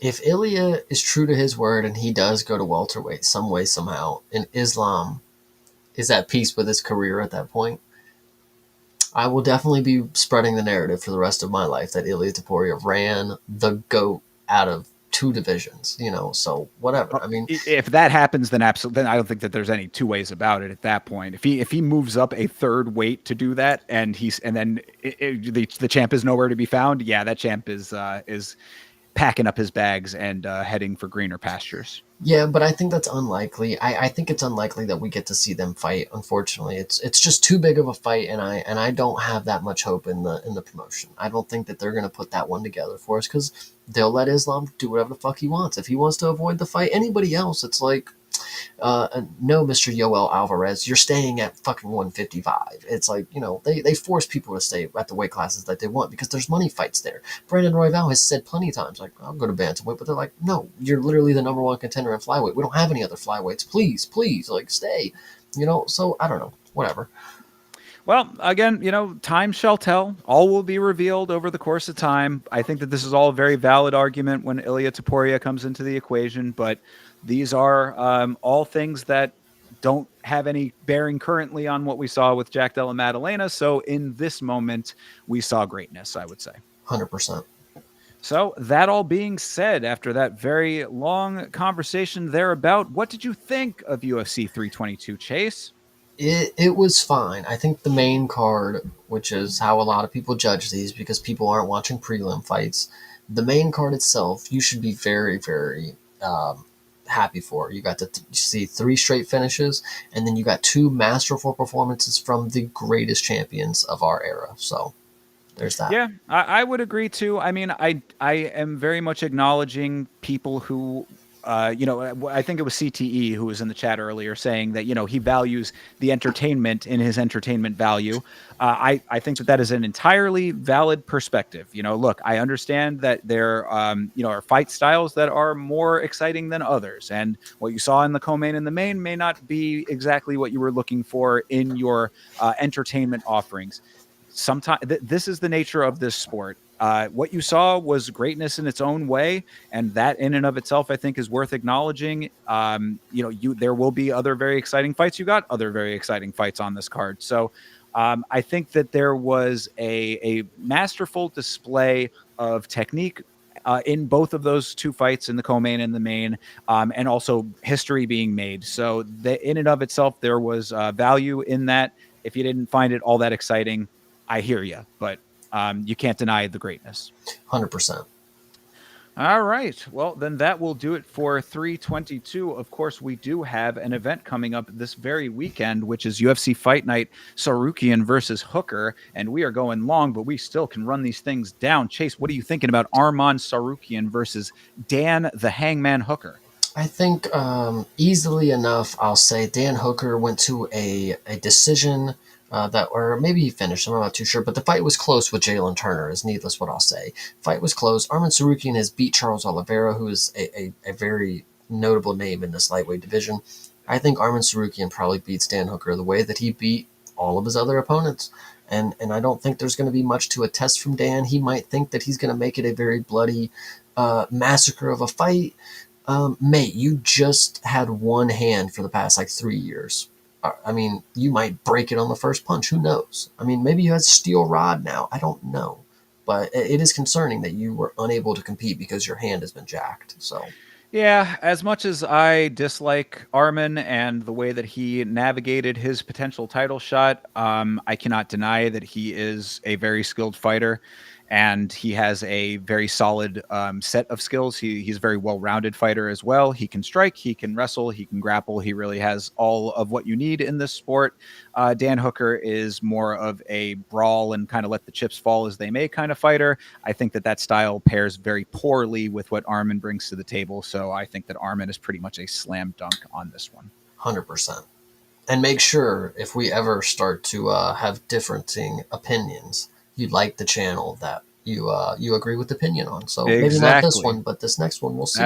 That's right. We are streaming to our individual channels. Make sure you like the one that has the more accurate takes. In your more based takes, of course. Exactly. Based takes all day. Of course, they're coming from me mostly, but Yeah.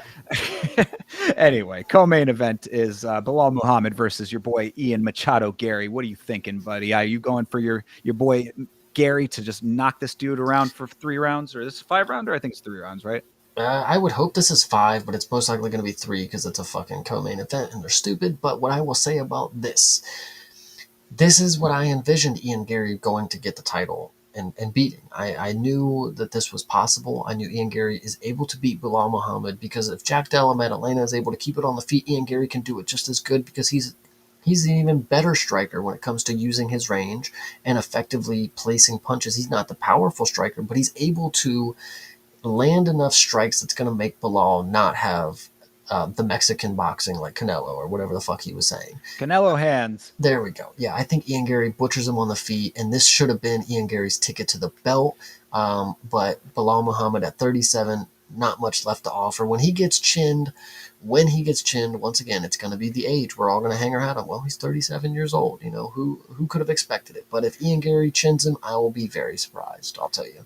Well, that's the problem with Ian Gary to me. Ian Gary is, I mean, we're talking about the well-roundedness of Arman. Ian Gary is another person who has a very, very well-rounded skill set, especially at this point. He is a fighter that, if you really chart his history in this sport, in this promotion, has upped his game in a tremendous way. He is a student of the sport, and it shows every time that he is out there. He is adding skills to his repertoire and getting better fight over fight, even in defeat. Even in the defeat to Shavkat, you still saw flecks of greatness in him. He consistently is improving. That being said, what we are lacking from Ian Gary at the top of this division and at this echelon of the sport is finishing ability. I mean, he's not a finisher, and I think that it's going to eventually come to bite him in the ass, because he's going to be in so many of these long, drawn out, plotty fights where Bilal's going to try to go for the grappling after the striking doesn't work out for him. He's going to try out his Canelo hands for a little while, realize that he's got to go to plan B. That doesn't end up working for him. It doesn't bode well for Ian Gary to have to be in these very long, drawn out engagements, even when he wins. It does. I think that he needs to up that. That's the last piece of the equation for him, is becoming an actual, genuine, bona fide finisher. And I think that's exactly where you're about to see the shine come through, is because there's people, when we talk about them, there's people who get decisions earlier on in their career. And then there's people who finish people late in their career. And then there's the opposite, people who get finishes early and then they start to stall out when they get to top level competition. Ian Gary has proven to be able to get to finishing positions. He's only 28. He's going to get better. He literally is the only person that has been able to get MVP down to the mat, the only person that has been able to beat MVP in these last recent years. And he was able to almost get a finish on Shavkat. He got his back too. These are positions that, you'd be lucky to get against some people, but these are the top level guys that he's able to get down, get to their back, and get a choke synced in. Now, it's not working, but that's going to come with experience. He's going to know next time when he gets the neck, I got to crank that bitch just a little harder. I got to rip their fucking skull off, because he has the ability to finish people. We can see everywhere in the game. He can land shots. He's got decent power. He sets things up, the low kicks, and then he goes high. He does all the things that would lead you to believe a finish can come. We haven't seen it yet, but I think we're just not at the part of his career that it's going to happen. If you give him this fight right here, I think he finishes Bilal on the feet. But then after this, we're going to start to see them rack up. Like he can get a submission against this guy. He can knock this guy out. He'll maybe take this guy to a 5-round decision war that doesn't necessarily drop his stock too much. But then the next guy, he can go out here and finish again. I wouldn't be surprised if Ian Gary is the dude to be able to beat Michael Morales. I mean, I've been saying this for a while. Ian Gary is, it's a different weight, is it? No, it's welterweight, yeah. Michael Morales is elite. Or Ian Gary is elite. Sorry, that's what I meant. Michael Morales, different shit. But no, I'm really not arguing that. And also, if you're saying that he is eventually going to be coming into the phase of his career where knockouts and finishes are going to be a part of the equation, then fair enough. When I start seeing it, then the conversation definitely changes. If he does that against Bilal, I think that would be a huge statement. Right now, it's the one thing that's lacking from him. And it's the one thing I need to see and to really consider him like the elite that I do believe that he is. Like, I think that he already is that. It's just like, he's like that much, it's that little extra that's going to like actually bump him into that category for me. So he's like right at the cusp of it. It's just the last piece of the equation. But so if he knocks out Bilal, you're sold, or is Bilal the type of person you're like, he knocked out Bilal. Like no, definitely not. No, if he knocks out Bilal, I'm definitely sold. Absolutely. I'm already sold, honestly. Now, what if he submits him? Yeah, then are you like, holy shit? Like, if he finishes Bilal Muhammad, he has done everything that I need to see. Because I've been, again, you put all of the dumb stuff with Ian Gary. He's got a whole bunch of, outside extracurricular stuff. You put all of that to the side and you look at exactly what he has done inside of the cage. He has time over time improved and improved and improved. Some of his performances have been, a little bit lackluster. The whole Neil Magny fight where he wasn't able to finish, that one sticks out to some people, this and that. I'm saying that these are the things that if he can just get past that hump, he will have everything that I need to see, because I have seen greatness in him already. I think that he is. I talk a lot about these people who are like students of the game and what that means to their abilities. He exemplifies that. He is a person that takes his craft seriously and is constantly working to improve it. This is the last piece of the puzzle to get the full picture. 100%. So, in that I'm being taking said, Gary. yeah, I also am taking Ian Gary. I think that this will be a very solid win for him against a former champion. People don't want to acknowledge that aspect of Bilal because of how they feel about Bilal, but that is your former champion right there. So this is going to be a big notch in Ian Gary's belt. 100%. All right, going on down the line, quality level kind of drops off pretty dramatically. We got Volkan Oezdemir versus Alonzo Menefield. What are you thinking? I like Volkan Oezdemir. I think he is somebody who listen. His when he got a knockout and he did this, the I don't waste time. Like to see it. I'd love to see him come in here with some intensity to finish the fight early. Alonzo Menefield is somebody who I've literally watched get flatlined by Carlos Ulberg in like 30 seconds. I'd love to see these dudes run in here and try to be bulls in the china shop to each other and just start throwing massive strikes. Alonzo Menefield actually, in his last fight against Julius Walker, showed me, I think that was his last fight, showed me a lot of different skills that I didn't believe he had going into that fight. So with that being said, I think the skill set to win is in Alonzo Menefield's ballpark, but Volkan Oezdemir he's just a brute level striker. When it comes to light heavyweights, this is one of these guys that I would say is more heavyweight style. Walks in, just drops bombs, doesn't really have much else to say about it, not going to show you crazy wrestling. I think he has a submission against fucking Bogdan Gushkov, which is crazy to say, but I'm going to take Volkan Oezdemir. I like him. And Menefield's last fight was actually that Umar Sy fight, if you recall. Which nice. Umar Sy looked terrible in that fight. So, yeah. That's a nice little feather in the cap for Menefield, I suppose, but more based on his opponent. I like Volkan Oezdemir as well. I think that he is a tough, powerful guy. I think that Alonzo Menefield is a little bit craftier, I want to say. I think he might be a little bit slower, though. So I think that, which is kind of crazy to say. Atomic Alonzo Menefield's got that explosive nature. I think you'll be surprised if that's your assessment. And that's why it's kind of funny to say that against Volkan Oezdemir, who's not exactly known for his speed. You know what I mean? Mm-hmm. But I just think that Menefield is a dude who is, both these guys kind of big, plotty dudes. They're a little bit heavy on their feet, I would say. If they end up planting their feet and slugging, then Oezdemir is probably going to be able to finish Menefield. But I think that Menefield will probably want to level change and might be able to accomplish that. Like I said, I think that Menefield has just a little bit more variety in his attack methodology. So I'm thinking Alonzo Menefield in this one for me personally. Before I solidify who I'm taking, I think this is going to be one of those ones where, Alonzo Menefield, he's more of a wild guy. When it comes to Volkan Oezdemir, very technical, very straight by the books. You're going to get crisp boxing, and I think when it comes to certain fighters and certain stylistic matchups, there's a reason that martial arts is like a science. You do one thing and there's a way to counter it. I think Volkan Oezdemir is going to show the technical ability that, like, when you do something, I have the proper response to it, and there's going to be a reason why I don't just fucking swing hooks from my hips. I think that'll fare well for him. So I'm taking Volkan Oezdemir. I like the assessment, and that very well could be the case. I think that Menefield almost has, like, I could apply that to him as well. So in a different way. Like, I think that there are elements of him, like, that he one of those people that actually might be able to adjust on their feet. You know what I mean? Which is a note that I wish a couple of other people from the card that we just reviewed had. Yeah. But so we'll see, though. I think that it definitely could go either way. They have Oezdemir as a pretty heavy favorite on this one. That seems a little bit inflated, in my opinion. I'm going for the dog on this one. Yeah, nice. All right, next up is Jack Hermanson versus Miktabek Orlabai. This is actually a much better fight than you're laughing about, sir. I think that you're giving Jack a bum rap off rip.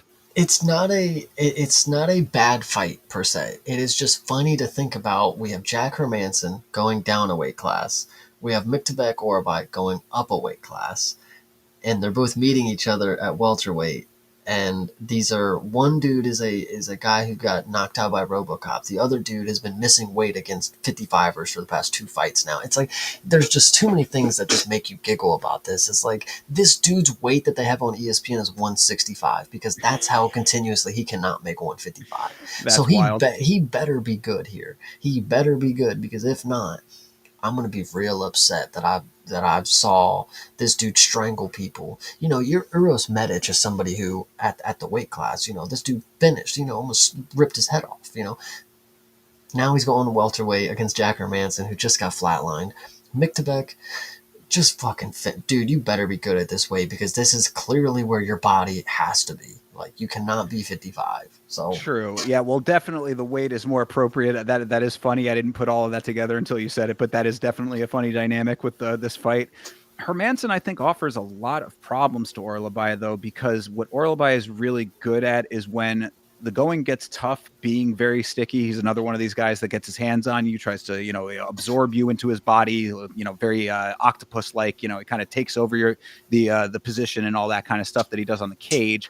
Hermanson is also good that way. So I think that he might have some answers for that. It's hard for me to say with all of those dynamics that you just listed out, though, because it's like, Jack going down, does that affect any of his ability? Jack is also very inactive. He is a guy that you see once, like in a blue moon, it feels like he kind of just comes out of hiding every once in a while to fight. So all of those things being as they are, it's hard for me to say that I like to go against Jack on this one. But I mean, I got to believe that Orlabai at a more natural weight just does the things that he was already doing. if Islam's strength level was any indication of what going up a weight class and not being consistently drained and having to, have a nutrition that's tailor made for a lower weight class, if that's any indication of what Miktabek should be like at this new weight class, I hope he looks even crazier because he was already ragdolling people and manhandling some of them. If he can do that here, I mean, I'm excited to see it. But this dude already lost to Mateusz Rebecki. So is the ceiling as high as we would hope for him? Maybe not as what we think.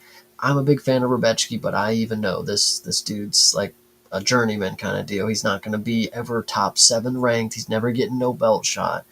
So if he beats you by split decision, and that's your toughest task, that's most people's toughest task. But going up a weight class, now you have other things on your hand.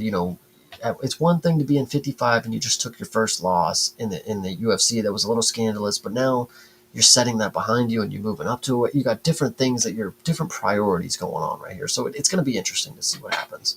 Yeah. There's a lot of factors to this one. Hermanson definitely taller as well. Like he can be able to manhandle the much taller guy, get him off of his feet. That's going to be an interesting element to this too. A lot of variables in this one, I would say, based on everything that we've laid out here. So, Orlabai is the gut instinct, but Jack is one of those dudes that can pull an odd victory out when you least expect it. Joey Pfeiffer found that out the hard way. Yeah, we're going to go ahead and take Miktabek for sure. Yeah, I'm going with Miktabek as well. It's just hope for the best, I guess. Yeah. All right. Next up is Sergey Spivak versus Shamil Gaziev, the GOAT. People aren't going to like this.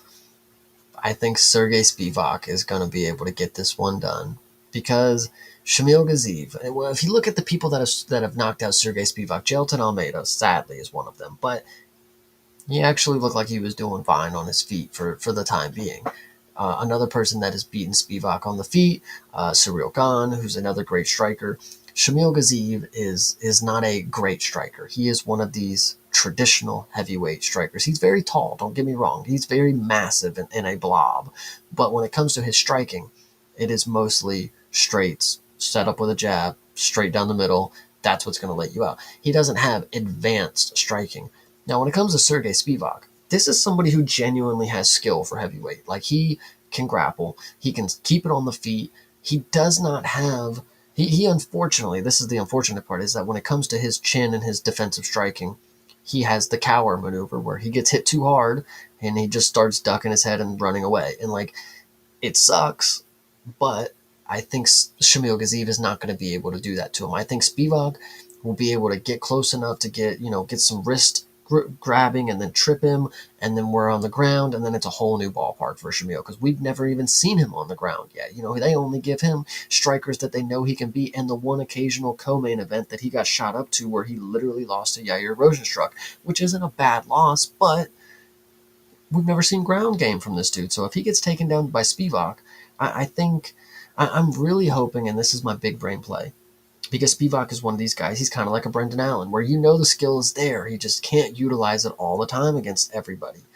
This dude will get Shamil down, and he's going to elbow his face in and bust him up real good, just like Tibera did to Janice. I'm thinking Spivak is going to go for a damage-heavy grappling game plan. I think that's what's best here.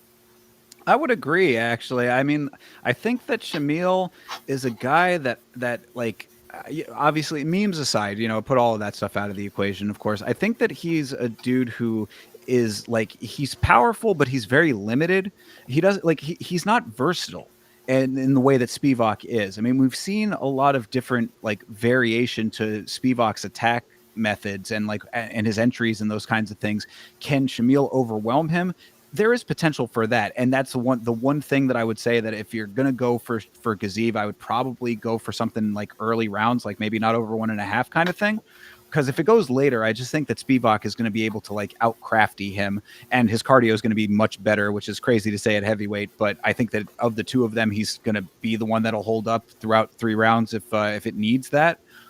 See, I just think that Spivak is a more well-rounded fighter in general, and that Shamil just has not shown a great range as a fighter. It's heavyweight, of course. A lot of times they don't need to, and you can still be great in that division without it. But when you have all of those abilities like Spivak, it's really just a matter of if he's going to be able to get his game plan off the ground. And against Shamil, I think it's possible. Yeah, I think it's very likely. Matter of fact, I really like the Spivak pick here. This is one of the dogs that I would say is worth the money. There's a couple other ones we'll talk about.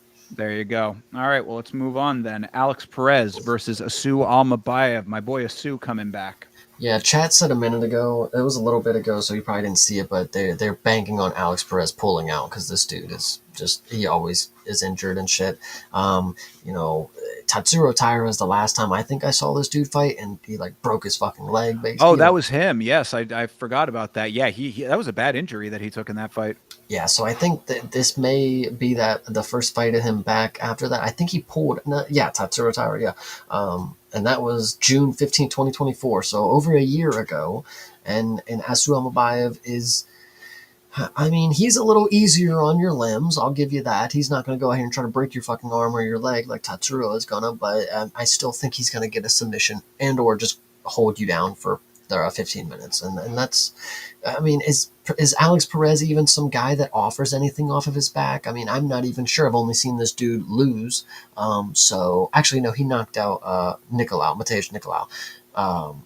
But Yeah, I mean, what, yeah, right. That's what exactly, It's a exactly. kind of a So whatever thing. I would say Asu's going to take this one very Yeah, easily. I mean, Asu is a dude who will, very similar to what I was saying earlier.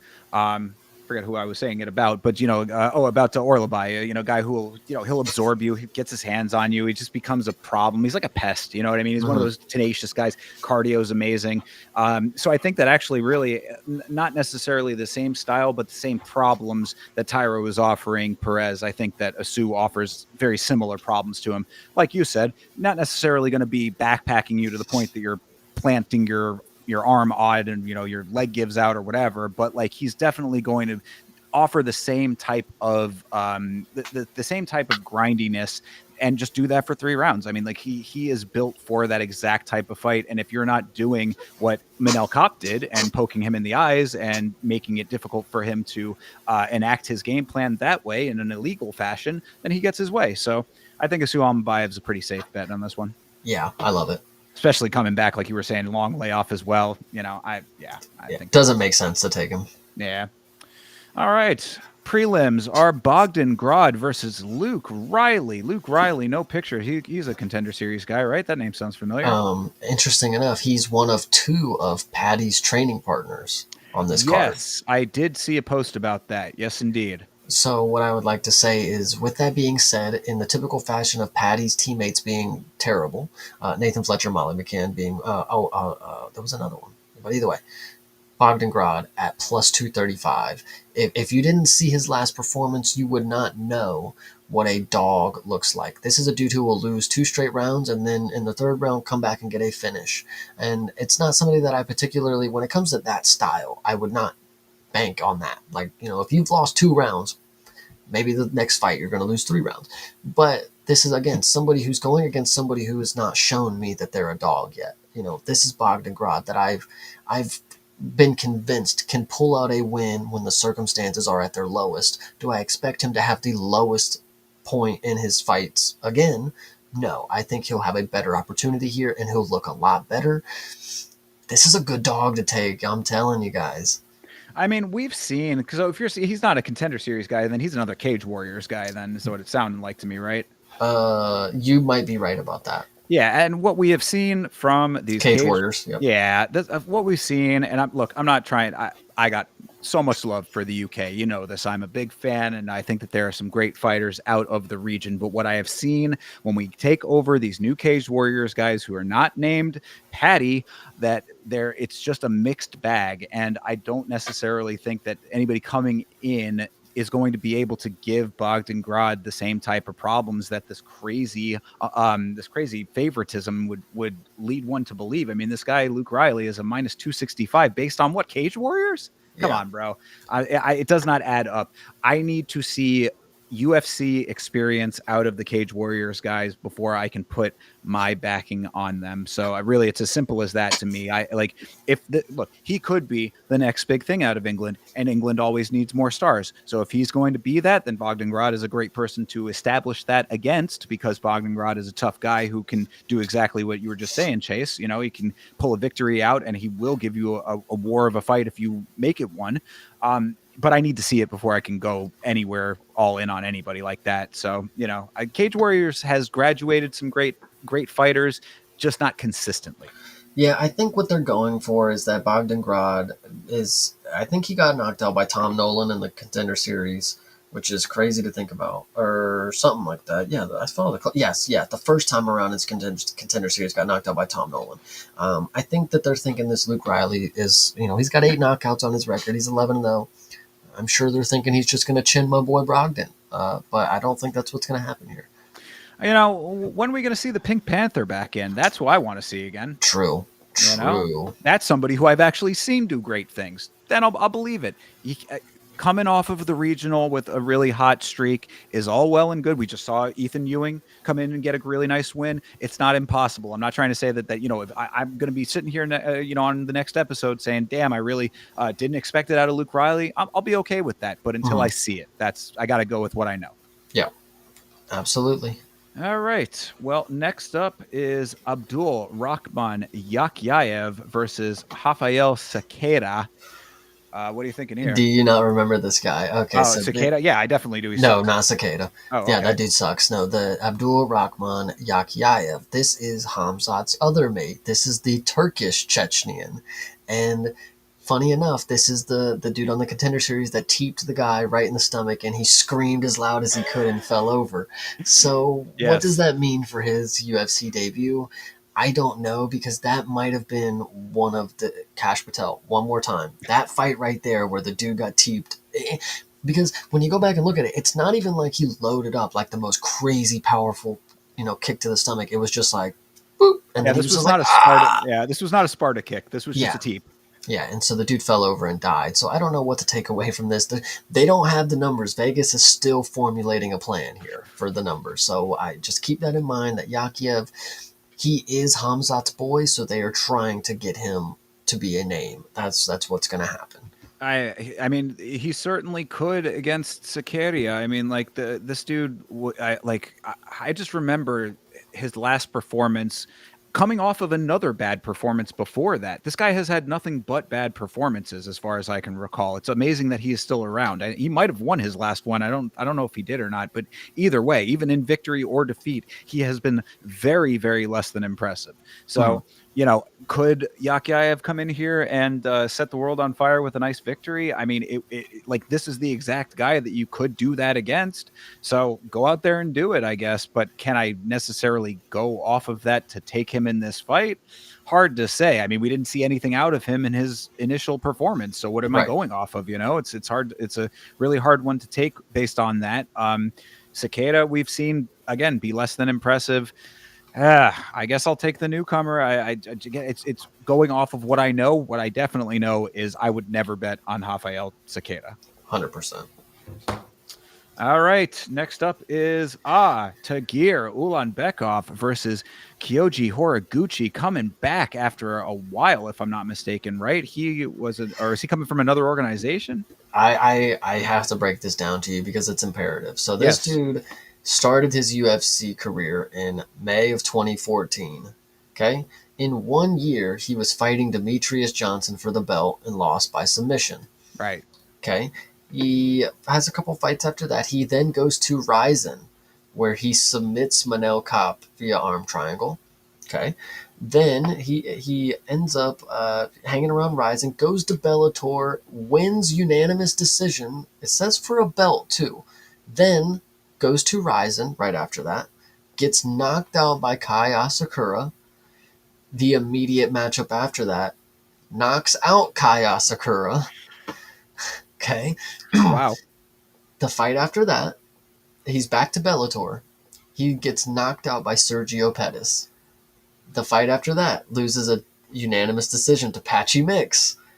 Now, most notable recently is he got his win back against Sergio Pettis, unanimous decision in Ryzen. So he's literally just been bouncing from Ryzen to Bellator, back to Ryzen to Bellator, back to Ryzen, and now he's back to the UFC where he started in 2014. This dude has a record of 34-5. Jesus Christ! That's quite a guy has lived quite a life. He's been around the block is all that all that should tell you is he's been around top competition is what that should tell you. Yeah, and all of that, and he's 35 years old. I mean, not exactly a spring chicken in the sport, but still a lot of mileage for that 35.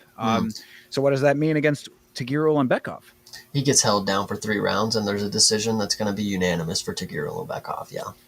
I'll take it. I mean, based on all of what you've said, anytime that we're seeing fight, even if he has UFC experience, that's all well and good. Fighting DJ, obviously, that's a high level fight that he took very early in his career. He bounced around a whole lot of other promotions. We have seen what happens when people come in from other promotions. Even if he started out here, the bulk of his career has been all over the place outside of it. I have been less than enthused by the crop of talent that we've seen coming in from outside. I don't again, until I see it, until I am aware of it in a real way, in real world, now, here and now imagery, I can't back that horse. So I think that I have to go with your assessment, Chase, Tagir Ulanbekov. There we go. Crazy. That is quite a story, though. That's wild. All right. Then next up, Beksat Almakhan versus Alexandre Topuria. Excuse me, not Pantoja. Alexandre Topuria. Yeah, so this one I think goes very similar to the last one. I think Beksat is a very good striker, but I think Topuria, he lacks the striking that his brother has, and we're going to see him go ahead and hold down another opponent because that's what he did in this first fight. He was it was against Thicket. Was Thick Knees? Thickness? Yeah, Colby? Yeah, so I think the same thing's going to be true. He's going to be too worried about what the offerings are on the feet, and he's going to go ahead and get waist locks, do some Greco-Roman stuff, take him down, trip him, hold him down. Because Beksat, listen, the first person to finish Bracatona, he's got striking. And he did drop Umar in his debut on like 12 days' notice. Lose Chase again. Oh. Come on back. There he is. So you can still hear me. Interesting enough that the internet continues to hate me. So me too. It's been happening to both of us tonight. So Beksat potentially has the opportunity to get a knockout. But I think, you know what? This being a coin flip is really good. I'm going to take Beksat. I like that. That was where I was going because I have been less than impressed by Alexandre Topuria. I mean, we've seen very minor flecks of some good stuff here and there, but nothing that's ever equaled up to, man, that's actually something worth paying attention to. We know in this sport that there is always one sibling that is stars and bars better than the other. His sibling happens to be one of the best fighters potentially of all time. I mean, definitely one of the best active fighters on the roster, to be sure. So where does that leave him? On the other side of that coin. So, again, a win over Colby Thickness, who barely eked out a win recently, if I'm not mistaken, right? I mean, No, I think he lost. oh, he ended up losing that one. Then there you go, even better. So this is what I'm saying. I mean, like Topuria has not done anything that would show me that he is UFC caliber in the slightest. I mean, I think that he is here literally based off of his last name. I think that it's only a matter of time before somebody beats him, and why not Beksat? Yeah, 6-1. I mean, he's too early in his career for him to be, out here thinking he's the fucking GOAT like his brother. So I'm hoping we get a very early humbling experience from our guy Beksat. I mean, Antonina Shevchenko, fucking Sergio Pettis, fucking Burns' brother, Gilbert's brother. Mm-hmm. I think potentially the best one could end up being Louis Jourdain, just because he's not gonna. These are two dudes that are gonna be very middle of the road. Like they're not gonna have aspiration. Like he can live up to his brother because his brother's not a champion. It's just like they can both be ranked fighters. That's good enough. And what I had said is that Louis might potentially be the better brother, and then he might actually have a higher ceiling. So we got to see it. We'll see, and he'll start his career out in the correct weight class, which will probably help him out as well, because Charles Jourdain obviously had to go up and get knocked out by John Silva on short notice for him to realize, maybe I should go down to the class that suits me. There you go. Yeah. You learn the hard way, you learn the easy way. Either way, you learn. Yeah. All right, next up is Ismail Nardiev versus the dyslexic king Ryan Loder. What do you think? You were going to say either way you learn, but actually there is not an either way he learns from Mr. Ryan Loder, because he has a learning disability. Oh, now me back again. We're having all kinds of problems tonight. What I was going to say is, there is no easy way for this guy, Ryan Loder, with his learning disability. This guy is having a very troubled time, when it comes to breaking down game plans. The laminate folder that the coach gives him at the beginning of the camp, he struggles. That he needs it all in visuals. He's a visual learner. But when it comes to visuals, what I will say is Nurdiev impressed me in his last performance. And I know you're going to be like, what? He unanimous loss to Jung Sung Park where he kneed him in the head on the ground and he got a point ticket? Yes. Nurdiev is very skillful. And before the fight with Park, he was showing a lot of skills. And in the fight with Park, he was a little stupid. But he still had he still looked like a dog to me. The skills were there. I thought if he would have done right and not need him on the ground, he was probably going to do fine. But ended up losing, of course. And I think Ryan Loder is not great. I mean, we saw what what's his face, Beksat, whatever the fucking dude's name is, that dude that knocked out Ryan Loder. We saw him literally just get beat up by a tall French guy. So Ryan Loder is not necessarily somebody that I should be putting a lot of chips in the basket on. But Ishmael, at 29 years old, 24-8. I mean, he's pretty experienced, and what I saw, I didn't hate. So I'm going to go ahead and take Ishmael. I love my biblical names. I think those guys obviously cook. I mean, I didn't love the scumbag aspect of him, Fair. but I do agree with the rest of your assessment. I do think that he was really dogged in that fight. I mean, it was one of those fights that it was kind of upsetting that those things happened because they didn't need to. Yeah. So, yeah, I mean, like Ryan Loder, he is a skilled American freestyle type of wrestler guy. He's one of those kind of dudes that has a very basic level of skill. I would say striking is not his forte. He really is going to try to get it to the ground. Nardiev able to counteract all of that and be tougher. I would think that's the problem with Ryan Loder in my estimation, is just I don't see a ton of toughness out of him. I see more technique over tough. He is the ultimate fighter winner, dude. I mean, yes, he is literally tough, but is he actually tough? I think is the issue that I have. And I'm seeing what I'm seeing when he's in the actual promotion, and I've just been less than impressed, to be perfectly honest. I love my tough guys. The tough boys have a special place in my heart every year that we graduate a new class of tough alum. I always try to root for those guys, but Ryan Loder just one that has not really impressed me all that much. I mean, sad to say, like I hope for better things out of him. This would be a big win. This would be a really big step in the right direction if he can get a win over Nardiev, because Nardiev is a tough guy. But yeah, I definitely agree. Yeah, based on this, on what I've seen so far, yeah, Nardiev, just keep it clean, you fucking prick. 100%. All right, next up, Narulo Aliyev versus Shamrock. Shamrock, This is your other Patty's mate. what a So name. will he? Yeah, I think it's short for Shemothy, maybe. Um, Sorry, stupid. I don't know what to expect from this one. Like I said, I don't know who Shemrock is. Aliev, I can tell just by looking at him, he's gonna be a grappler. He's a grappler, mate. There ain't no other way around it. He's gonna wait till he sees a jab coming, and he's gonna slip and rugby tackle you, and then he's gonna wrap his legs around, and you know whatever you want to say. This dude's going to do it on the ground. I can tell already looking at him. Shamrock, this is the guy that people were. So when I saw the picture of Patty and his mates, and they're like, these two dudes are competing on Contender Series. What the first comment said, 32-year-old prospect, and then this is him right here. So what do Yeah. we have to say? I mean, same notes apply from the last go around that we just talked about. I like the name. I think that Shamrock he sounds like a rapper, so that's kind of cool. But yeah, I mean, Aliyev, Tajikistan, you know what you're getting out of a dude like that.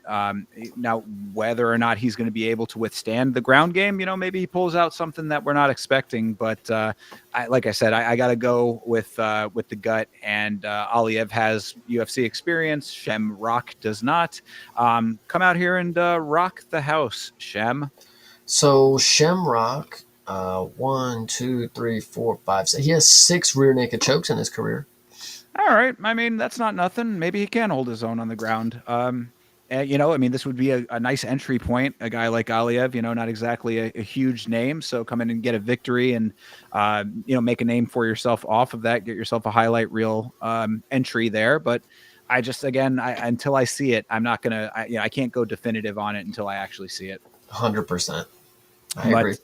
But yeah, I mean, again, I like the name. I'm hoping that he does win because I want to keep him around so that I can make lots and lots of rock puns. Yeah, we'll definitely see. But I'm taking scissors on this one. Aliev. See, we're not going to be able to do that if he doesn't win this fight. I thought that one was pretty good, I guys. like it. I like it a lot, actually. Very good. Next up, our boy, our Danish king, Nicholas Dalby. Yes, shout out to Denmark. Shout out to our homie Bloomis. Nicholas Dalby is fighting Sagid Izgamev. Yeah, right. Izakiamev. Come on now, you got it. Izakyamev. Get Okay, it. Get sorry. it together. I tried my best. Give me a break. No, but I think this one is wildly inaccurate when it comes to regional bias against somebody who's been proven in the UFC. When it comes to dogs, you have Dalby, Grod, and Spivak, and if you pair those together, I think you will be a very rich person because Nicholas Dalby being a plus 260 favorite means zero to me. It means zero to me, other than it means I'm going to get money and get paid because Nicholas Dalby, proven vet, very athletic for his age, not somebody who's slowing down. I mean, he did just come off the first knockout of his career, but I don't take too much into it. He broke his nose, he had to go for it, and he dropped him at the end of the first round. That's a dude who just got killed by Bomb Theme, and Dalby beat Bomb Theme. So, what's that to you? I don't know. Yeah. No, I mean, Dalby is a dog, bro. I mean, this guy goes out there and fights through the broken nose. I mean, the nose broke in the Yeah. first round. I mean, this dude was out there throwing haymakers and still landing effectively after his nose was halfway through the back of his head. So, yeah, Dalby is a beast, bro. I cannot, in good consciousness, go against Dalby against somebody who I'm not very familiar with here. This guy's a newcomer, I assume, right?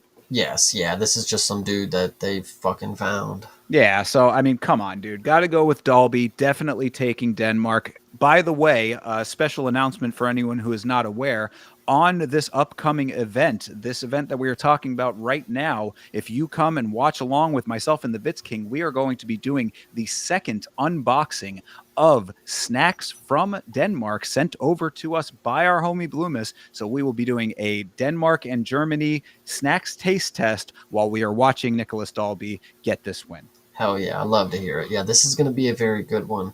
I'm very, very excited for Nicholas Dalby to make his return because, like I said, I'm a guy who likes exciting fights. And this is a guy who never ceases to amaze me when it comes to the excitement of fights and the level of intensity that he's willing to bring in just every other fight. Like, he's the second fight of the night, and he's going to treat it as if he's fighting for a fucking belt. And that's what I love about Nicholas Dalby. That's legitimately true. This guy fights every single fight like it is his life depending on it. So I Yeah. do appreciate that from him. Also, I want to say shout out to Mustafa Hakim in the chat.